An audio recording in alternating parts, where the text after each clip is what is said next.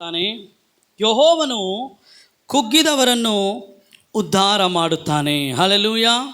ಕೀರ್ತನೆ 147 ಅದೇ ರೀತಿ 3ನೇ ವಚನ ಈ ರೀತಿ ಹೇಳ್ತದೆ, ಮುರಿದ ಮನಸ್ಸುಳ್ಳವರನ್ನು ವಾಸಿ ಮಾಡುತ್ತಾನೆ, ಅವರ ಗಾಯಗಳನ್ನು ಕಟ್ಟುತ್ತಾನೆ. ಕಣ್ಣುಗಳು ಮುಚ್ಚಿ ನಾವು ಪ್ರಾರ್ಥನೆ ಮಾಡೋಣ. ನಮ್ಮನ್ನು ಬಹಳವಾಗಿ ಪ್ರೀತಿ ಮಾಡುವ ಪ್ರೀತಿಯ ಪರಲೋಕ ತಂದೆ, ಇನ್ನೊಂದು ಸಾರಿ ನಿನ್ನ ಆಲಯದಲ್ಲಿ ಬಂದು ಈ ರೀತಿ ನಿನ್ನನ್ನು ಸ್ತುತಿಸಿ ನಿನ್ನ ಆರಾಧಿಸಲು ನೀನು ಕೊಟ್ಟಂಥ ಕೃಪೆಗಾಗಿ ಸ್ತೋತ್ರ. ತಂದೆಯ ದೇವರೇ, ನಾವು ನಿನ್ನ ವಾಕ್ಯವನ್ನು ಕೇಳಬೇಕಂತೇಳಿ ಇಲ್ಲಿ ಬಂದಿರಬೇಕಾದ್ರೆ ನಿನ್ನ ವಾಕ್ಯದ ಮೂಲಕ ನಮ್ಮೊಟ್ಟಿಗೆ ಮಾತನಾಡು. ಏಕೆಂದರೆ ಅನೇಕ ಬಾರಿ ನಿನ್ನ ವಾಕ್ಯವೇ ನಮ್ಮನ್ನು ಜೀವಿಸುವಂತೆ ಮಾಡಿದೆಯಪ್ಪ. ಅನೇಕ ಬಾರಿ ನಿನ್ನ ವಾಕ್ಯವೇ ನಮ್ಮನ್ನು ಬಲಪಡಿಸಿದೆ ಕರ್ತನೆ. ಅನೇಕ ಬಾರಿ ನಿನ್ನ ವಾಕ್ಯವೇ ನಮಗೆ ಸಹಾಯ ಮಾಡಿದೆಯಪ್ಪ. ಇನ್ನೊಂದು ಸಾರಿ ಕರ್ತನೆ, ನಿನ್ನ ಸಜೀವವುಳ್ಳ ವಾಕ್ಯದ ಮೂಲಕ ನಮ್ಮನ್ನು ಬಲಪಡಿಸು, ನಮ್ಮನ್ನು ನಡೆಸು ಎಂಬುದನ್ನು ನಾವು ಪ್ರಾರ್ಥಿಸ್ತಾ ಇದ್ದೇವೆ ಕರ್ತನೆ. ನಿನ್ನ ವಾಕ್ಯವನ್ನು ಕೇಳುವ ಕಿವಿಗಳನ್ನು ನಾವು ಬಿಡುಗಡೆಗೊಳಿಸ್ತೇವೆ, ಅದನ್ನು ಗ್ರಹಿಸಿ ಅದನ್ನು ಅರ್ಥ ಮಾಡಿಕೊಳ್ಳುವಂಥ ಮನಸ್ಸನ್ನು ನಾವು ಬಿಡುಗಡೆ ಮಾಡ್ತೇವೆ. ವಾಕ್ಯಕ್ಕೆ ವಿರುದ್ಧವಾಗಿ ಕಾರ್ಯ ಮಾಡುವ ಎಲ್ಲ ಸೈತಾನನ ಪ್ರಣಾಳಿಕೆಗಳನ್ನು, ಎಲ್ಲ ಆಲಸ್ಯತನವನ್ನು, ನಿರ್ಲಕ್ಷ್ಯವನ್ನು ಯೇಸು ಕರ್ತನ ನಾಮದಲ್ಲಿ ಶಪಿಸ್ತೇವೆ ಕರ್ತನೆ. ಕೇಳುವ ಕಿವಿ, ಗ್ರಹಿಸುವ ಮನಸ್ಸನ್ನು ನಾವು ಬಿಡುಗಡೆ ಮಾಡ್ತೇವೆ.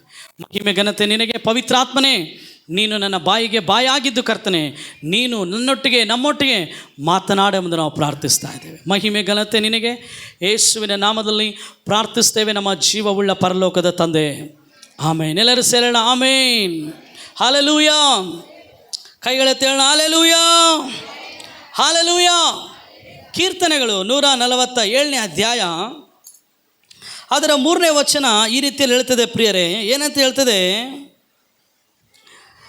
ಮುರಿದ ಮನಸ್ಸುಳ್ಳವರನ್ನು ವಾಸಿ ಮಾಡುತ್ತಾನೆ, ಅವರ ಗಾಯಗಳನ್ನು ಕಟ್ಟುತ್ತಾನೆ. ಎಲ್ಲರೂ ಹೇಳೋಣ, ಮುರಿದ ಮನಸ್ಸುಳ್ಳವರನ್ನು ವಾಸಿ ಮಾಡುತ್ತಾನೆ, ಕುಗ್ಗಿ ಹೋದವರನ್ನು ಉದ್ಧಾರ ಮಾಡುತ್ತಾನೆ. Hallelujah, hallelujah. ಈ ದಿನ ನಾವು ಮುರಿದು ಹೋದ ಮನಸ್ಸಿನ ಕುರಿತು ಮಾತಾಡೋಣ ಪ್ರಿಯರೇ. ಮುರಿದು ಹೋದ ಜನರ ಕುರಿತು ನಾವು ಮಾತಾಡೋಣ. The Bible is full of broken people. ಸಂಪೂರ್ಣ ಬೈಬಲ್ ಪ್ರಿಯರೇ ಅನೇಕ ಅದರ ಶೇಕಡವಾರು ಮುರಿದ ಜನರಿಂದ ತುಂಬಲ್ಪಟ್ಟಿದೆ. ಕೆಲವು ಜನರು ಮಾನಸಿಕವಾಗಿ ಮುರಿಯಲ್ಪಟ್ಟಿರ್ತಾರೆ, ಸ್ವಲ್ಪ ಜನರು ಶಾರೀರಿಕವಾಗಿ ಮುರಿಯಲ್ಪಟ್ಟಿರ್ತಾರೆ, ಸ್ವಲ್ಪ ಜನರು ವೈಯಕ್ತಿಕವಾಗಿ ಅವರು ಮುರಿಯಲ್ಪಟ್ಟಿರ್ತಾರೆ, ಸ್ವಲ್ಪ ಜನರು ಬಹಿರಂಗವಾಗಿ ಅವರು ಮುರಿಯಲ್ಪಟ್ಟಿರ್ತಾರೆ, ಸ್ವಲ್ಪ ಜನರು ಅವರ ಕುಟುಂಬದಲ್ಲಿ ಅವರು ಮುರಿಯಲ್ಪಟ್ಟಿರ್ತಾರೆ, ಸ್ವಲ್ಪ ಜನರು ಅವರಿಗಿರುವಂಥ ಸಂಬಂಧಗಳಲ್ಲಿ ಮುರಿಯಲ್ಪಟ್ಟಿರ್ತಾರೆ, ಇನ್ನೂ ಸ್ವಲ್ಪ ಜನರು ಅವರ ಅನಾರೋಗ್ಯದ ನಿಮಿತ್ತ ಮುರಿಯಲ್ಪಟ್ಟಿರ್ತಾರೆ, ಇನ್ನೂ ಸ್ವಲ್ಪ ಜನರು ಆರ್ಥಿಕವಾಗಿ ಹಣಕಾಸಿನಿಂದಲೂ ಅವರ ಮನಸ್ಸು ಮುರಿದು ಹೋಗಿರ್ತದೆ ಪ್ರಿಯರೇ. ಇನ್ನೂ ಸ್ವಲ್ಪ ಜನರು ಆತ್ಮಿಕವಾಗಿ ಕೂಡ ಮುರಿದು ಹೋಗಿದ್ದಾರೆ. ಹಿಂಗೆ ಹೇಳ್ತಾ ಹೋದರೆ 100 ಕಾರಣಗಳನ್ನು ನಾನು ಹೇಳ್ಬೋದು. ಸ್ವಲ್ಪ ಜನ ಹೇಳ್ತಾರೆ, ಪಾಸ್ಟ್ರೇ ನಾನು ನನ್ನ ಸ್ನೇಹಿತರನ್ನು ನಂಬಿ ಮುರಿದು ಹೋಗಿದ್ದೇನೆ. ಇನ್ನು ಸ್ವಲ್ಪ ಜನ ಹೇಳ್ತಾರೆ, ನಾನು ನನ್ನ ಆತ್ಮಿಕ ನಾಯಕರಿಂದ ಮುರಿಯಲ್ಪಟ್ಟಿದ್ದೇನೆ. ಇನ್ನು ಸ್ವಲ್ಪ ಜನ ಹೇಳ್ತಾರೆ, ನಾನು ಮಾಡಿದ ತೀರ್ಮಾನದಿಂದ, ನಾನು ಮಾಡಿದ ನಿರ್ಣಯದಿಂದ ನಾನು ಮುರಿಯಲ್ಪಟ್ಟಿದ್ದೇನೆ. ಒಬ್ಬೊಬ್ಬರು ಒಂದೊಂದು ರೀತಿಯಲ್ಲಿ ಮುರಿಯಲ್ಪಟ್ಟಿರುತ್ತಾರೆ ಪ್ರಿಯರೇ. ಒಬ್ಬ ಹೆಂಡತಿ ಬಂದು ಹೇಳ್ತಾಳೆ, ಪಾಸ್ಟ್ರೇ ನನ್ನ ಗಂಡನಿಂದ, ನನ್ನ ಗಂಡನ ಮಾತುಗಳಿಂದ ನಾನು ಮುರಿಯಲ್ಪಟ್ಟಿದ್ದೇನೆ. ಒಬ್ಬ ಗಂಡನು ಬಂದು ಹೇಳ್ತಾನೆ, ಪಾಸ್ಟ್ರೇ ನನ್ನ ಹೆಂಡತಿಯಿಂದ ನಾನು ಮುರಿಯಲ್ಪಟ್ಟಿದ್ದೇನೆ. ತಂದೆ ತಾಯಿಗಳು ಬಂದು ಹೇಳ್ತಾರೆ, ಪಾಸ್ಟ್ರೇ ದೇವರು ಅಂತೇಳಿ ದೇವರು ಕೊಟ್ಟ ಮಕ್ಕಳಿಂದ ನಾವು ಮುರಿಯಲ್ಪಟ್ಟಿದ್ದೇವೆ. ಯಾವುದೋ ಹುಡುಗ ಯಾವುದೋ ಹುಡುಗಿ ಬಂದು ಹೇಳ್ತಾಳೆ, ಪಾಸ್ಟ್ರೇ ನಮ್ಮ ತಂದೆ ಕುಡಿದು ಕುಡಿದು ಬರೋದ್ರಿಂದ, ನಮ್ಮ ತಂದೆ ತಾಯಿಗಳು ಪ್ರತಿದಿನ ಜಗಳವಾಡೋದ್ರಿಂದ ಮಕ್ಕಳಾದ ನಾವು ಮುರಿಯಲ್ಪಟ್ಟಿದ್ದೇವೆ. ಇನ್ನು ಸ್ವಲ್ಪ ಜನ ಹೇಳ್ತಾರೆ, ಈ ಸಮಾಜದಲ್ಲಿ ನಾವು ಕೆಳಕುಲದವರಂಥೇಳಿ ನಾವು ಮುರಿಯಲ್ಪಟ್ಟಿದ್ದೇವೆ. ಇನ್ನು ಸ್ವಲ್ಪ ಜನ ಹೇಳ್ತಾರೆ, ಹಣವಂತರು ಹಣ ಇಲ್ಲದ ನಮ್ಮ ಹೃದಯಗಳನ್ನು ಮುರಿದು ಹಾಕಿದ್ದಾರೆ ಅಂಥೇಳಿ. ವಿಧ ವಿಧವಾದಂಥ ಜನರು ವಿಧ ವಿಧವಾಗಿ ಅವರು ಮುರಿದು ಹೋಗಿದ್ದಾರೆ ಪ್ರಿಯರೇ. ಸ್ವಲ್ಪ ಜನರು ಬೇರೆಯವರ ತಪ್ಪುಗಳನ್ನು ನೋಡಿ, ಬೇರೆಯವರ ಬೀಳುವಿಕೆಯನ್ನು ನೋಡಿ ಅವರು ಮುರಿದು ಹೋಗ್ತಾರೆ. ಇನ್ನು ಸ್ವಲ್ಪ ಜನ ಬೇರೆಯವರ ಏಳಿಗೆಯನ್ನು ನೋಡಿ, ಬೇರೆಯವರ ಅಭಿವೃದ್ಧಿಯನ್ನು ನೋಡಿ ಅವರು ತಮ್ಮ ಮನಸ್ಸಿನಲ್ಲಿ ಮುರಿದು ಹೋಗ್ತಾರೆ ಪ್ರಿಯರೇ. ಈ ರೀತಿ ವಿಧ ವಿಧವಾಗಿ ವಿಧ ವಿಧ ರೀತಿಯಲ್ಲಿ ಜನರು ಮುರಿಯಲ್ಪಟ್ಟಿದ್ದಾರೆ. ಒಂದು ವೇಳೆ ನಾನು ನಿಮ್ಮ ಹತ್ರ ಮೈಕ್ ತೆಗೆದುಕೊಂಡು ಬಂದು, ಅಮ್ಮ ನೀನು ಯಾವ ಪರಿಸ್ಥಿತಿಯಲ್ಲಿ ಮುರಿಯಲ್ಪಟ್ಟಿದ್ದೀಯ ಅಂದರೆ, ನಾವು ಘೋರವಾದ ವಿಷಯಗಳನ್ನು ಹೇಳ್ತೇವೆ ಪ್ರಿಯರೇ. ಒಬ್ಬರು ತಂದೆ ಬಗ್ಗೆ ಹೇಳ್ಬೋದು, ಇನ್ನೊಬ್ಬರು ತಾಯಿ ಬಗ್ಗೆ ಹೇಳ್ಬೋದು, ಇನ್ನೊಬ್ಬರು ಸಾಲದಿಂದ ನಾನು ಭಾಳ ಮುರಿಯಲ್ಪಟ್ಟಿದ್ದೀನಿ ಪಾಸ್ಟ್ರೇ ಅಂತ ಹೇಳ್ಬೋದು ಪ್ರಿಯರೇ. Every person as A broken story in their life. ಪ್ರತಿ ಮನುಷ್ಯನಲ್ಲಿ ಕೂಡ ಮುರಿದು ಹೋಗಲ್ಪಟ್ಟ ಕಥೆಗಳು ಇದ್ದೇ ಇರ್ತದೆ ಪ್ರಿಯರೇ. ಮುರಿಯಲ್ಪಡದೆ, ನಮ್ಮ ಮನಸ್ಸು ಮುರಿದು ಹೋಗದೆ ಯಾವ ಮನುಷ್ಯನು ಕೂಡ ಈ ಲೋಕದಲ್ಲಿ ಇಲ್ಲ ಪ್ರಿಯರೇ. ನಮ್ಮಲ್ಲಿ ಎಲ್ಲರೂ ಕೂಡ ನಾವು ಮುರಿದು ಹೋದವರು. ಪಾಸ್ಟ್ರೇ ನೀವೇನ್ರಿ? ಪಾಸ್ಟ್ರ್ ಇನ್ನೂ ಜಾಸ್ತಿ ಮುರಿದು ಹೋದವನು. ಸಿಸ್ಟರ್ ನೀವೇನ್ರಿ? ಸಿಸ್ಟರ್ ಇನ್ನೂ ಮುರಿಯಲ್ಪಟ್ಟವಳು. ಬ್ರದರ್ ನೀವೇನ್ರಿ? ಇನ್ನೂ ಮುರಿಯಲ್ಪಟ್ಟವರು. ಒಂದು ವೇಳೆ ನೀನು ಯೇಸುವನ್ನು ಕೇಳಿದ್ರೆ, ಯೇಸುವೇ ಏನಪ್ಪ, ನಾನು ಭಾಳ ಮುರಿಯಲ್ಪಟ್ಟಿದ್ದೇನೆ. ಹಲ್ಲೆಲೂಯಾ. ಅನೇಕರು ಅನೇಕ ರೀತಿಯಲ್ಲಿ ಪ್ರತಿಯೊಬ್ಬರು ಒಂದಾನೊಂದು ವಿಧದಲ್ಲಿ ಮುರಿದು ಹೋದವರಾಗಿದ್ದಾರೆ. Hallelujah, hallelujah. ಸ್ವಲ್ಪ ಜನ ಮುರಿದು ಹೋದಾಗ ಜೀವನವೇ ಸಾಕು ಅಂದುಕೊಂಡು ಅವರ ಜೀವಿತವನ್ನು ಕೊನೆಗೊಳಿಸಿದವರಿದ್ದಾರೆ. ಸ್ವಲ್ಪ ಜನ ಅವರು ಮುರಿಯಲ್ಪಟ್ಟಾಗ ಅದನ್ನೇ ಒಂದು ಸವಾಲಾಗಿ ತೆಗೆದುಕೊಂಡು ಎಲ್ಲರೂ ಕೂಡ ಅವರನ್ನು ಕಣ್ಣೆತ್ತಿ ನೋಡುವಂತೆ ಅವರು ಗಮ್ಯವನ್ನು ಸೇರಿದವರಾಗಿದ್ದಾರೆ. ಇನ್ನು ಸ್ವಲ್ಪ ಜನ ಮುರಿಯಲ್ಪಟ್ಟಾಗ ಇನ್ನೊಬ್ಬರನ್ನು ಕೆಡಿಸಿದವರು ಕೂಡ ಇದ್ದಾರೆ. ಸ್ವಲ್ಪ ಜನ ಮುರಿದು ಹೋದಾಗ ಅವರು ತಮ್ಮ ಜೀವಿತವನ್ನು ಸರಿಪಡಿಸಿಕೊಂಡವರು ಕೂಡ ಇದ್ದಾರೆ ಪ್ರಿಯರೇ. ಆದರೆ ಮುರಿದು ಹೋದ ಸ್ಥಿತಿಯಲ್ಲಿ ನಿನಗೆ ದೇವರು ಏನಾಗಿದ್ದಾನೆ ಅದನ್ನು ನೀನು ಅರಿಯಬೇಕಾಗಿದೆ. ಇಲ್ಲಿ ಈ ಒಂದು ಕೀರ್ತನೆಗಾರನು ಹೇಳ್ತಾನೆ, ಮುರಿದ ಮನಸ್ಸುಳ್ಳವರನ್ನು ವಾಸಿ ಮಾಡುತ್ತಾನೆ, ಅವರ ಗಾಯಗಳನ್ನು ಕಟ್ಟುತ್ತಾನೆ. ಹಲ್ಲೆಲೂಯಾ. ಏನು ಹೇಳ್ತದೆ? ಯಾರ ಬಗ್ಗೆ? ಆತನು ನಂಬಿದ ತನ್ನ ದೇವರ ಬಗ್ಗೆ ಆತನು ಹೇಳ್ತಾ ಇದ್ದಾನೆ ಪ್ರಿಯರೇ. ಆತನನ್ನು ಪರಿಪಾಲಿಸುವ ತನ್ನ ರಕ್ಷಕನ ಕುರಿತು ಆತನು ಮಾತಾಡ್ತಾ ಹೇಳ್ತಾ ಇದ್ದಾನೆ.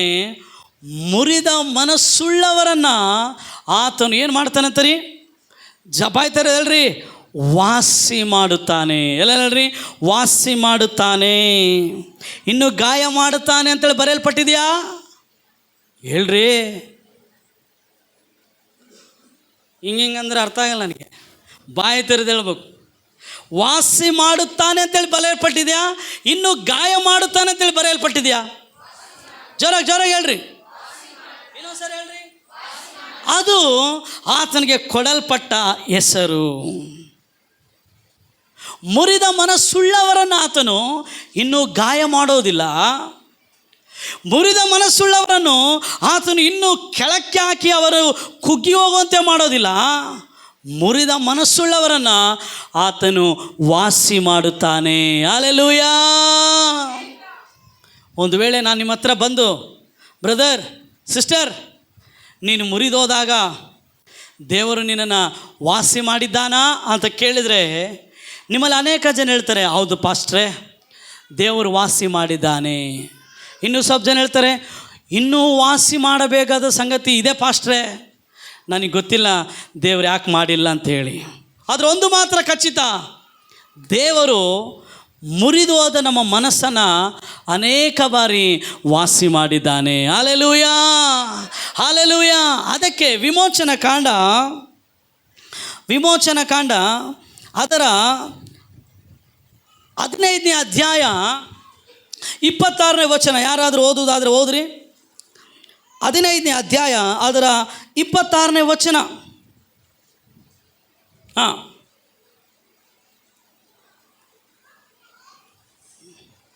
15:26 ಅವರನ್ನು ಇಲ್ಲ, ವಿಮೋಚನ ಕಾಂಡ 15ನೇ ಅಧ್ಯಾಯ 26ನೇ ವಚನ. ನೀವು ನಿಮ್ಮ ದೇವರಾದ ಯೆಹೋವನ ಮಾತನ್ನು ಶ್ರದ್ಧೆಯಿಂದ ಕೇಳಿ ಆತನ ದೃಷ್ಟಿಗೆ ಸರಿ ಬೀಳುವುದನ್ನು ಮಾಡಿ ಆತನ ಆಜ್ಞೆಗಳಿಗೆ ವಿಧೇಯರಾಗಿದ್ದು ಆತನ ಕಟ್ಟಳೆಗಳನ್ನೆಲ್ಲ ಅನುಸರಿಸಿ ನಡೆದರೆ ನಾನು ಐಗುಪ್ತ್ಯರಿಗೆ ಉಂಟು ಮಾಡಿದ ವ್ಯಾಧಿಗಳಲ್ಲಿ ಒಂದನ್ನು ನಿಮಗೆ ಬರಗಡಿಸೋದಿಲ್ಲ. ಯೆಹೋವನೆಂಬ ನಾನೇ ನಿಮಗೆ ಆರೋಗ್ಯದಾಯಕನು. ಹಲ್ಲೆಲೂಯಾ. ಹೇಳ್ರಿ, ಯೆಹೋವನೆಂಬ ನೀನೇ ನನ್ನ ಆರೋಗ್ಯದಾಯಕನು. ಹಲ್ಲೆಲೂಯಾ. ದೇವರು ವಾಸಿ ಮಾಡುವಾತನು. God is our healer. ಆತನು ಮುರಿದ ನಮ್ಮ ಮನಸ್ಸುಗಳನ್ನು ವಾಸಿ ಮಾಡುತ್ತಾನೆ. ಕುಗ್ಗಿ ಹೋದ ನಮ್ಮನ್ನು ಆತನು ಬಲಪಡಿಸುತ್ತಾನೆ. ಹಲ್ಲೆಲೂಯಾ. He is our physician. ಆತನು ನಮ್ಮ ವೈದ್ಯನು, ಗಾಯ ಮಾಡುವ ವೈದ್ಯನಲ್ಲ, ಆದ ಗಾಯಗಳನ್ನು ಗುಣ ಮಾಡುವ ವೈದ್ಯನು. Hallelujah, hallelujah. ಆತನು ಗಾಯ ಮಾಡುವ ವೈದ್ಯನಲ್ಲ, ಆದ ಗಾಯಗಳನ್ನು ವಾಸಿ ಮಾಡುವ ವೈದ್ಯನಾಗಿದ್ದಾನೆ. ಹಲ್ಲೆಲೂಯಾ. ಈ ಲೋಕದ ವೈದ್ಯರು ನಿನ್ನ ಶರೀರದ ಗಾಯವನ್ನು ಗುಣ ಮಾಡಬಹುದು. ಈ ಲೋಕದ ಔಷಧಿಗಳು ನಿನಗಾದ ಗಾಯಗಳನ್ನು ವಾಸಿ ಮಾಡಬಹುದು. ಆದರೆ ಈ ಒಂದು ಪರಮ ವೈದ್ಯನು ನಿನ್ನ ಮನಸ್ಸಿಗೆ ಆದ ಗಾಯವನ್ನು ಆತನು ವಾಸಿ ಮಾಡುವ ಆತನಾಗಿದ್ದಾನೆ. ಹಲ್ಲೆಲೂಯಾ. ಯಾವ ವೈದ್ಯನು ಈ ಲೋಕದಲ್ಲಿ ವಾಸಿ ಮಾಡದ ನಮ್ಮ ಮನಸ್ಸನ್ನು, ಮುರಿದ ಮನಸ್ಸನ್ನು ಆ ಪರಮ ವೈದ್ಯನಾದ ಯೇಸು ವಾಸಿ ಮಾಡುವ ಆತನಾಗಿದ್ದಾನೆ. ಹಲ್ಲೆಲೂಯಾ, ಹಲ್ಲೆಲೂಯಾ. ಕೀರ್ತನೆಗಳು 34ನೇ ಅಧ್ಯಾಯ 18ನೇ ವಚನ. 34ನೇ ಅಧ್ಯಾಯ 18ನೇ ವಚನ ನಾವು ಓದಿಕೊಳ್ಳೋಣ. Psalms chapter 34 verse 18. ಮುರಿದ ಮನಸ್ಸುಳ್ಳವರಿಗೆ ಯೆಹೋವನು ನೆರವಾಗುತ್ತಾನೆ, ಕುಗ್ಗಿ ಹೋದವರನ್ನು ಅಲ್ಲಿ ಹೇಳ್ದ ವಾಸಿ ಮಾಡುತ್ತಾನೆ ಅಂತೇಳಿ, ಇಲ್ಲಿ ಹೇಳ್ತಾ ಇದ್ದಾನೆ ನೆರವಾಗುತ್ತಾನೆ. ಎಲ್ಲ ಹೇಳ್ರಿ, ನೆರವಾಗುತ್ತಾನೆ. ಅಂದರೆ ಆತನು ನಮಗೆ ಹತ್ತಿರವಿರುತ್ತಾನೆ. ಎಲ್ಲಿರ್ತಾನಂತ್ರಿ? ಇನ್ನೊಂದ್ಸಲ ಓದೋಣ. 34:18. ಮುರಿದ ಮನಸ್ಸುಳ್ಳವರಿಗೆ ಯೆಹೋವನು ನೆರವಾಗುತ್ತಾನೆ, ಕುಗ್ಗಿ ಹೋದವರನ್ನು. ಜೋರಾಗಿ ಹೇಳ್ರಿ, ಮುರಿದ ಮನಸ್ಸುಳ್ಳವರಿಗೆ ಯೆಹೋವನು ನೆರವಾಗುತ್ತಾನೆ, ಕುಗ್ಗಿ ಹೋದವರನ್ನು ಉದ್ಧಾರ ಮಾಡ್ತಾನೆ ರೀ. ನಾವು ಮನುಷ್ಯರಂಗ್ರಿ, ಯಾರನ್ನ ಮುರಿದೋಗಿದ್ರೆ ಇನ್ನೂ ಸ್ವಲ್ಪ ಅದರಲ್ಲಿ ಏನು ಸುರಿತೀವಿ ರೀ? ತುಪ್ಪ ಸುರಿತೀವಿ. ಯಾರನ್ನ ಸ್ವಲ್ಪ ಮುರಿಯಲ್ಪಡಿದ್ರೆ ಇನ್ನೂ ನಾವು ಮುರಿತೀವಿ ರೀ. ಎಕ್ಸಾಂಪಲ್ ಹೇಳ್ಬೇಕಂದ್ರೆ ಯೋಬನ ಜೀವಿತ ಇದ್ದದ್ದೆಲ್ಲ ಇನ್ನೂ ಅವ್ರ ಸ್ನೇಹಿತರು ಬಂದು ಇನ್ನೂ ಅವನನ್ನು ಮುರಿದ್ರಂತ. ಆದರೆ ದೇವರು ನಮಗೆ ನೆರವಾಗುತ್ತಾನೆ. Hallelujah, hallelujah. ನಾನು ಸಾಧ್ಯವಾದಷ್ಟು ಸ್ವಲ್ಪ ಜನರ ಬಗ್ಗೆ ಹೇಳಿ ನಾನು ಮುಗಿಸ್ತೇನೆ ಪ್ರಿಯರೇ. ಒಬ್ಬ ಸ್ತ್ರೀ, ನಿಮ್ಮೆಲ್ಲರಿಗೆ ಗೊತ್ತಿರೋ ಸ್ತ್ರೀ, ನಾನು ಹೆಂಡ್ತಿಯಲ್ಲ. ಮತ್ತೆ ಮಾರ್ಕನ ಬರೆದ ಸುವಾರ್ತೆ 5ನೇ ಅಧ್ಯಾಯ 25ನೇ ವಚನದಲ್ಲಿ ನಮ್ಮೆಲ್ಲರಿಗೂ ಗೊತ್ತು, 12 ವರ್ಷದಿಂದ ರಕ್ತಸ್ರಾವ ಇದ್ದ ಸ್ತ್ರೀ. ಪ್ರೇರೆ 12 ವರ್ಷ ಆಕೆ ಮುರಿಯಲ್ಪಟ್ಟಿದ್ದಾಳೆ. ಯಾವುದರಿಂದ? ತನಗಿದ್ದ ರೋಗ. ಆಕೆ ಹತ್ರ ಹಣ ಇತ್ತು. ಹಣ ಆಕೆಗೆ ಆರೋಗ್ಯವನ್ನು ಕೊಡಲಿಲ್ಲ. ಆಕೆ ಅನೇಕ ವೈದ್ಯರ ಹತ್ರ ಹೋದ್ಲು, ಆರೋಗ್ಯ ಆಕೆಗೆ ಬರಲಿಲ್ಲ ಪ್ರಿಯರೇ. ಆಕೆ ಮುರಿದು ಹೋದವಳಾಗಿದ್ದಳು. She was broken woman. 12 ವರ್ಷ ಒಬ್ಬಳೇ ಮುರಿಯಲ್ಪಟ್ಟಿದ್ದಾಳೆ. 12 ವರ್ಷ ಆ ಒಂದು ರಕ್ತಸ್ರಾವದಿಂದ ಆಕೆ ಅನುಭವಿಸಿದ ಕಷ್ಟ ನಾವು ಊಹಿಸ್ಕೊಳಕ್ಕಾಗೋದಿಲ್ರಿ. ಬೈಬಲ್ ಹೇಳುತ್ತದೆ, ಆಕೆಗೆ ರೋಗವು ಹೆಚ್ಚುತ್ತಾ ಬಂದದ ಹೊರತು ಮತ್ತೆ ಏನು ಪ್ರಯೋಜನ ಆಗಿಲ್ಲಂತ್ರಿ. ಪ್ರಯೋಜನ ಇಲ್ಲದ ವೈದ್ಯಕೀಯನ ಆಕೆಯನ್ನು ಪಡೆದುಕೊಂಡಿದ್ದಾಳೆ. ಪ್ರಯೋಜನ ಆಗದ ಮೆಡಿಸಿನ್ಗಳನ್ನು ಆಕೆ ತೆಗೆದುಕೊಂಡಿದ್ದಾಳೆ. ರೋಗವು ಹೆಚ್ಚುತ್ತಾ ಬಂತೆ ಹೊರತು ಮತ್ತೆ ಏನು ಕಡಿಮೆ ಆಗಲಿಲ್ಲ. ಒಂದು ವಿಷಯ, ಆಕೆ ತನಗೆ ಬಂದಂಥ ರೋಗದಿಂದ ಆಕೆ ಮುರಿಯಲ್ಪಟ್ಟಿದ್ದಾಳೆ ಪ್ರಿಯರೇ. ಆಕೆಗೆ ಕಾಡಿದ ರೋಗ, ಯೇಸು ಹೇಳ್ದ, ಅಮ್ಮ ನಿನ್ನನ್ನು ಕಾಡಿದ ರೋಗ ಹೋಗಿ ನಿನಗೀಗ ಗುಣವಾಯಿತು, ಸಮಾಧಾನದಿಂದ ಹೋಗು. ಆಕೆಗೆ ರೋಗ ಕಾಡಿಸಿತು ಪ್ರಿಯರೇ. ಏನಾಯ್ತು ರೀ? ಹೇಳ್ರಿ. ಸಾಲ ಕೊಟ್ಟವ್ರು ಏನು ಮಾಡ್ತಾರಮ್ಮನ? ಪ್ರೀತಿನ ಅಕ್ಕ ಕೊಡಕ ಯಾವಾಗಾದರೂ ಅಂತಾರ ಕಾಡಿಸ್ತಾರ್ರಿ. 100 ಸರಿ ಫೋನ್ ಮಾಡ್ತಾರ್ರಿ. ಒಂದು ದಿನದಲ್ಲಿ 1000 ಸರಿ ಫೋನ್ ಮಾಡ್ತಾರ್ರಿ. ನಾವೆಲ್ಲಿರ್ತೀವೋ ಅಲ್ಲಿಗೆ ಬರ್ತಾರ್ರಿ. ನಾವು ಎಲ್ಲಿಗೆ ಹೋಗ್ತೀವೋ ಅಲ್ಲಿ ಕೇಳ್ಕೊಳ್ತಾರೆ. ಅವ್ರು ಎಲ್ಲಿಗೆ ಹೋಗ್ತಾರೆ, ಏನು ಮಾಡ್ತಾರೆ? ಕಾಡಿಸ್ತಾರೆ. ನಮ್ಮ ಪಾಸ್ಬುಕ್ಕು, ನಮ್ಮ ATMನ ತೊಗೊಂಡ್ಬಿಡ್ತಾರೆ, ಕಾಡಿಸ್ತಾರ್ರಿ. ಅವರ ಕಾಟ, ಏನ್ರಿ ಅವರ ಕಾಟದಿಂದ ನಮ್ಮ ಮನಸ್ಸು ಮುರಿದೋಗ್ತದೆ. 12 ವರ್ಷದಿಂದ ಮಲಗಿದ್ರು ರಕ್ತಸ್ರಾವ, ನಡೆದ್ರು ರಕ್ತಸ್ರಾವ, ಕುಂತರು ರಕ್ತಸ್ರಾವ, ಅವಮಾನ, ಮುರಿಯಲ್ಪಟ್ಟಿದ್ದಾಳೆ ರೀ. ಯಾರು ಗುಣಪಡಿಸ್ಲಿಕ್ಕಾಗಲಿಲ್ಲ. ಆದರೆ ಯೇಸುವಿನ ಸಮಾಚಾರ ಆಕೆಗೆ ಒಂದು ಧೈರ್ಯವನ್ನು ತಂತು. ಯೇಸುವಿನ ಸಮಾಚಾರ ಆಕೆಗೆ ಒಂದು ಆತ್ಮಸ್ಥೈರ್ಯ, ಸೆಲ್ಫ್ ಕಾನ್ಫಿಡೆನ್ಸ್. ಆಕೆ ಹೋಗಿ ಯೇಸುವನ್ನು ಮುಟ್ಟಿದ ತಕ್ಷಣ ರಕ್ತ ಹರಿಯುವುದು ನಿಂತು ಹೋಯಿತು. ಆಕೆ ತನ್ನ ಶರೀರದಲ್ಲಿದ್ದಂಥ ರೋಗದಿಂದ ಮುರಿಯಲ್ಪಟ್ಟವಳಾಗಿದ್ದಳು. ಹಲ್ಲೆಲೂಯಾ. ಹೇಳ್ರಿ, ಯಾವುದರಿಂದ ರೀ? ಆಕೆಗಿದ್ದಂಥ ರೋಗದಿಂದ. ನೀನು ಕೂಡ ಈ ದಿನ ಯಾವುದಾದ್ರೂ ರೋಗದಿಂದ ಮುರಿಯಲ್ಪಟ್ಟಿದೆಯೇನೋ ಗೊತ್ತಿಲ್ಲ. ನಾನು ಹೇಳ್ತೇನೆ, ನಿನ್ನ ರೋಗಗಳನ್ನು ಯೇಸು ಗುಣಪಡಿಸುತ್ತಾನೆ.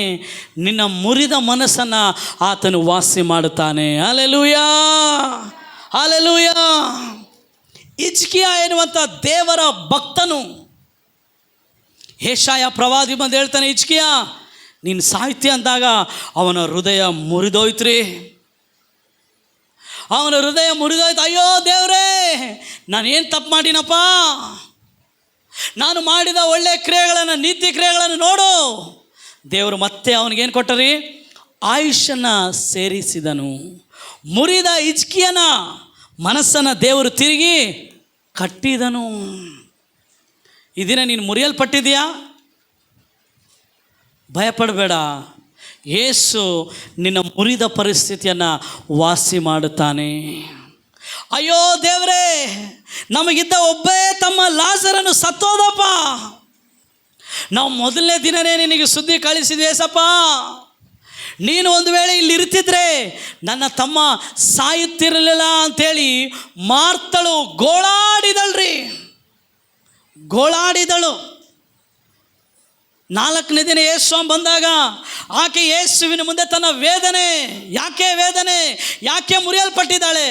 ಒಬ್ಬನೇ ತಮ್ಮ ಸತ್ತೋಗ್ಬಿಟ್ಟ, ಮುರಿಯಲ್ಪಟ್ಟಿದ್ದಾಳೆ, ನನ್ನ ತಮ್ಮನು ಸತ್ತು ಹೋದಲ್ಲ ಅಂಥೇಳಿ. ಯೇಸು ಹೇಳ್ದ, ನಾನೇ ಪುನರುತ್ಥಾನ, ನಾನೇ ಜೀವ. ಹಲ್ಲೆಲೂಯಾ. ಮುರಿಯಲ್ಪಟ್ಟ ಮಾರ್ತ ಮರಿಯಳಿಗೆ ಯೇಸು ನೆರವಾದನು. ಸತ್ತು ಹೋದ ಲಾಜರನನ್ನು ತಿರುಗಿ ಅವರಿಗೆ ಸಜೀವವಾಗಿ ಒಪ್ಪಿಸಿಕೊಟ್ಟನು ಪ್ರಿಯರೇ. ಕಾರಣ, ಆತನು ಮುರಿದ ಮನಸ್ಸುಳ್ಳವರಿಗೆ ನೆರವಾಗುತ್ತಾನೆ. ಮುರಿದ ಮನಸ್ಸುಳ್ಳವರನ್ನ ಇನ್ನೂ ಆತನು ಮುರಿಯೋದಿಲ್ಲ. ಮುರಿದ ಮನಸ್ಸನ್ನು ಆತನು ವಾಸ್ಯ ಮಾಡುತ್ತಾನೆ. ಮುರಿದ ಮನಸ್ಸುಳ್ಳವರಿಗೆ ಆತನು ನೆರವಾಗುತ್ತಾನೆ. ಹಲ್ಲೆಲೂಯಾ. ಇವರು ರೋಗಗಳಿಂದ ಗುಣ ಆದ್ರಿ. ಇನ್ನೊಬ್ಬ ವ್ಯಕ್ತಿ ಹೇಳ್ತೀನಿ, ಲೂಕನ ಬರೆದ ಸುವಾರ್ತೆ ಅದರ 15ನೇ ಅಧ್ಯಾಯ. ಬೈಬಲ್ ಹೇಳುತ್ತದೆ ಪ್ರಿಯರೇ, ಲೂಕನ ಬರೆದ ಸುವಾರ್ತೆ ಅದರ 15ನೇ ಅಧ್ಯಾಯ. ಅಲ್ಲಿ ಒಬ್ಬ ತಂದೆಗೆ 2 ಮಕ್ಕಳಿದ್ದರು. 2 ಮಕ್ಕಳಿದ್ದರು. ಕಿರಿಯವನು ಬಂದು ಅಪ್ಪಗೆ ಹೇಳ್ತಾನೆ, ಅಪ್ಪ ನನ್ನ ಆಸ್ತಿಯನ್ನೆಲ್ಲ ನನಗೆ ಕೊಟ್ಬಿಡಪ್ಪ, ನಾನು ಹೋಗ್ತೀನಿ ಅಂತ ಹೇಳ್ದ. ತಂದೆ ಒಲ್ಲದ ಮನಸ್ಸಿನಿಂದ, ಎಲ್ಲ ಹೇಳ್ರಿ, ಇಷ್ಟವಾಗಿ ಅಲ್ಲ, ಕಷ್ಟವಾಗಿ ಅವನ ಆಸ್ತಿನೆಲ್ಲ ಕೊಟ್ಬಿಟ್ಟ. ಇವನು ಹೋಗಿ ಏನು ಮಾಡಿದಂತೆ ನೋಡ್ರಿ, 12ನೇ ವಚನ ಓದ್ರಿ. ಅವರಲ್ಲಿ ಕಿರಿಯನು ತಂದೆಗೆ, ಅಪ್ಪ ಆಸ್ತಿಯಲ್ಲಿ ನನಗೆ ಬರತಕ್ಕ ಪಾಲನ್ನು ಕೊಡು ಎಂದು ಕೇಳಿಕೊಳ್ಳಲು ತಂದೆಯು ಬದುಕನ್ನು ಅವರಿಗೆ ಹಂಚಿಕೊಟ್ಟನು. 14ನೇ ವಚನ. ಹೀಗೆ ಅವನು ಎಲ್ಲ ಹಾಳು ಮಾಡಿಕೊಂಡ ಮೇಲೆ ಆ ದೇಶದಲ್ಲೆಲ್ಲ ಘೋರವಾದ ಬರ ಬಂದು ಏನೂ ಗತಿ ಇಲ್ಲದವನಾದನು. ಸ್ವಲ್ಪ ಹೃದಯ ಮನಸ್ಸು ಯಾಕೆ ಮುರಿದೋಗ್ತದೆ ಗೊತ್ತಾ? ಅಯ್ಯೋ, ನನ್ನ ಹತ್ರ ಇದ್ದಿದ್ದೆಲ್ಲ ಕಳ್ಕೊಂಬಿಟ್ಟಲ್ಲಪ್ಪ, ನಾನು ಅವ್ರಿಗೆ ಮಾಡ್ದಲ್ಲಪ್ಪ, ಇವ್ರಿಗೆ ಮಾಡ್ದಲ್ಲಪ್ಪ. ಒಂದೊಂದು ಸಾರಿ ಕೇಳ್ರಿ, ನಮ್ಮ ಹಣ ನಾವು ಮಾಡಲಾರದ ತಪ್ಪಿಗೆ ಖರ್ಚಾಗ್ಬಿಟ್ರೆ, ಒಂದೊಂದು ಸಾರಿ ನಮ್ಮ ಹಣ ವೇಸ್ಟಾಗಿ ಹೋಗ್ಬಿಟ್ರೆ ಹೆಂಗಿರ್ತದ್ರಿ ನಮ್ಮ ಮನಸ್ಸು? ಹೇಳ್ರಿ ಏನು ನಿಮಗೆ ಹಣ ಹೋದರೆ ದುಃಖ ಆಗೋದಿಲ್ಲ?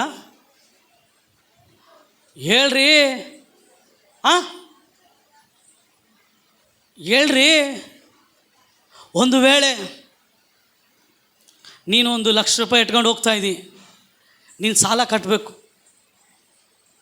1,00,000 ರೂಪಾಯಿ ಎಲ್ಲೋ ಬಿದ್ದೋಗ್ಬಿಡ್ತು, ನೀನು ಹೋದಾಗ ನೋಡ್ಕೊಳ್ತಿದ್ದಿ 1,00,000 ರೂಪಾಯಿ ಇಲ್ಲ.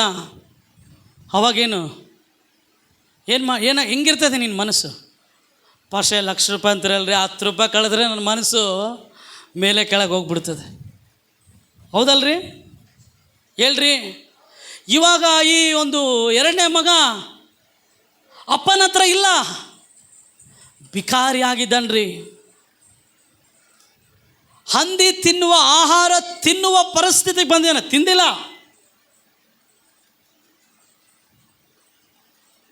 ಮನಸ್ಸು ಮುರಿದೋಗಿದೆ. ಕಾರಣ, ಅವನು ಹಾಳಾಗಿದ್ದಾನ್ರಿ. ಅವನು ಹಾಳಾಗ್ಬಿಟ್ಟಾನೆ. ಆರ್ಥಿಕವಾಗಿ ಅವನ ಹತ್ರ ಏನಿಲ್ಲ ರೀ. He lost every finance. ಅವನ ಹತ್ರ ಇರೋ ಎಲ್ಲ ಹಣಕಾಸು ಹಾಳಾಗ್ಬಿಡ್ತ್ರಿ. ರಕ್ತ ಕುಸುಮ ರೋಗ ಸ್ತ್ರೀ ಕೂಡ ಇದ್ದಂಥ ಹಣನೆಲ್ಲ ಕಳ್ಕೊಂಡ್ಬಿಟ್ಲು. ಇವನು ಕೂಡ ಅವರಪ್ಪ ಕೊಟ್ಟ ಆಸ್ತಿಯೆಲ್ಲ ಹಾಳು ಮಾಡ್ಕೊಂಡರಿ. ಅವನು ಆರ್ಥಿಕವಾಗಿ ಇವಾಗ ಅವನ ಮನಸ್ಸು, ಆರ್ಥಿಕ ವಿಷಯತೆಯಿಂದ ಅವನ ಮನಸ್ಸು ಮುರಿದೋಗಿದೆ. ಅವನ ಹತ್ರ ಏನಿಲ್ಲ, ಮುರಿದೋಗ್ಬಿಟ್ಟಾನೆ. ಅವನೆಲ್ಲ ಹಾಳು ಮಾಡ್ಕೊಂಡ್ಬಿಟ್ಟಾನ್ರಿ, ಮುರಿದೋಗ್ಬಿಟ್ಟಾನೆ. ನೋಡ್ರಿ 15ನೇ ವಚನ ಏನು ಹೇಳ್ತದೆ? ಆಗ ಅವನು ಹೋಗಿ ಆ ದೇಶದ ನಿವಾಸಿಗಳೊಳಗೆ ಒಬ್ಬನಲ್ಲಿ ಸೇರಿಕೊಂಡನು. ಆ ಮನುಷ್ಯನು ಹಂದಿಗಳನ್ನು ಮೇಯಿಸುವುದಕ್ಕೆ ಅವನನ್ನು ತನ್ನ ಹೊಲಗಳಿಗೆ ಕಳುಹಿಸಿದನು. ಹೀಗಿರಲಾಗಿ ಅವನು ಹಂದಿ ತಿನ್ನುತ್ತಿದ್ದ ಕಾಯಿಗಳನ್ನಾದರೂ ತಿಂದು ಹಸಿವನ್ನು ತೀರಿಸಿಕೊಳ್ಳಬೇಕೆಂದು ಆಶೆ ಪಟ್ಟನು. ಆದರೂ ಯಾರೂ ಅವನಿಗೆ ಕೊಡಲಿಲ್ಲ. ಏನ್ರಿ, ಊಟ ಕೊಂಡ್ಕೊಳಕ್ಕೆ ದುಡ್ಡಿಲ್ಲ ರೀ. ಹೇಳ್ರಿ, ದುಡ್ಡಿಲ್ಲ, ಹಣದ ಕೊರತೆ. ಅವನ ಹತ್ರ ಊಟ ಮಾಡಲಿಕ್ಕೆ ಕೂಡ ದುಡ್ಡಿಲ್ಲ. ಹಂದಿ ತಿನ್ನುವ ಆಹಾರವನ್ನಾದರೂ ತಿಂದು ತನ್ನ ಹಸಿವನ್ನು ತೀರಿಸ್ಕೊಳ್ಬೇಕಂದ್ರೆ ಆಸೆ ಪಟ್ಟ, ಅದನ್ನು ಯಾರು ಕೊಡಲಿಲ್ಲ ರೀ. ಇಮ್ಯಾಜಿನ್ ಮಾಡ್ಕೊಳ್ರಿ, ಅವನ ಹೃದಯ ಎಷ್ಟು ಮುರಿದೋಗಿರ್ತದೆ ರೀ, ಅವನ ಮನಸ್ಸು ಎಷ್ಟು ಮುರಿದೋಗಿರ್ತದೆ. ಜಸ್ಟ್ ಆಲೋಚನೆ ಮಾಡಿರಿ.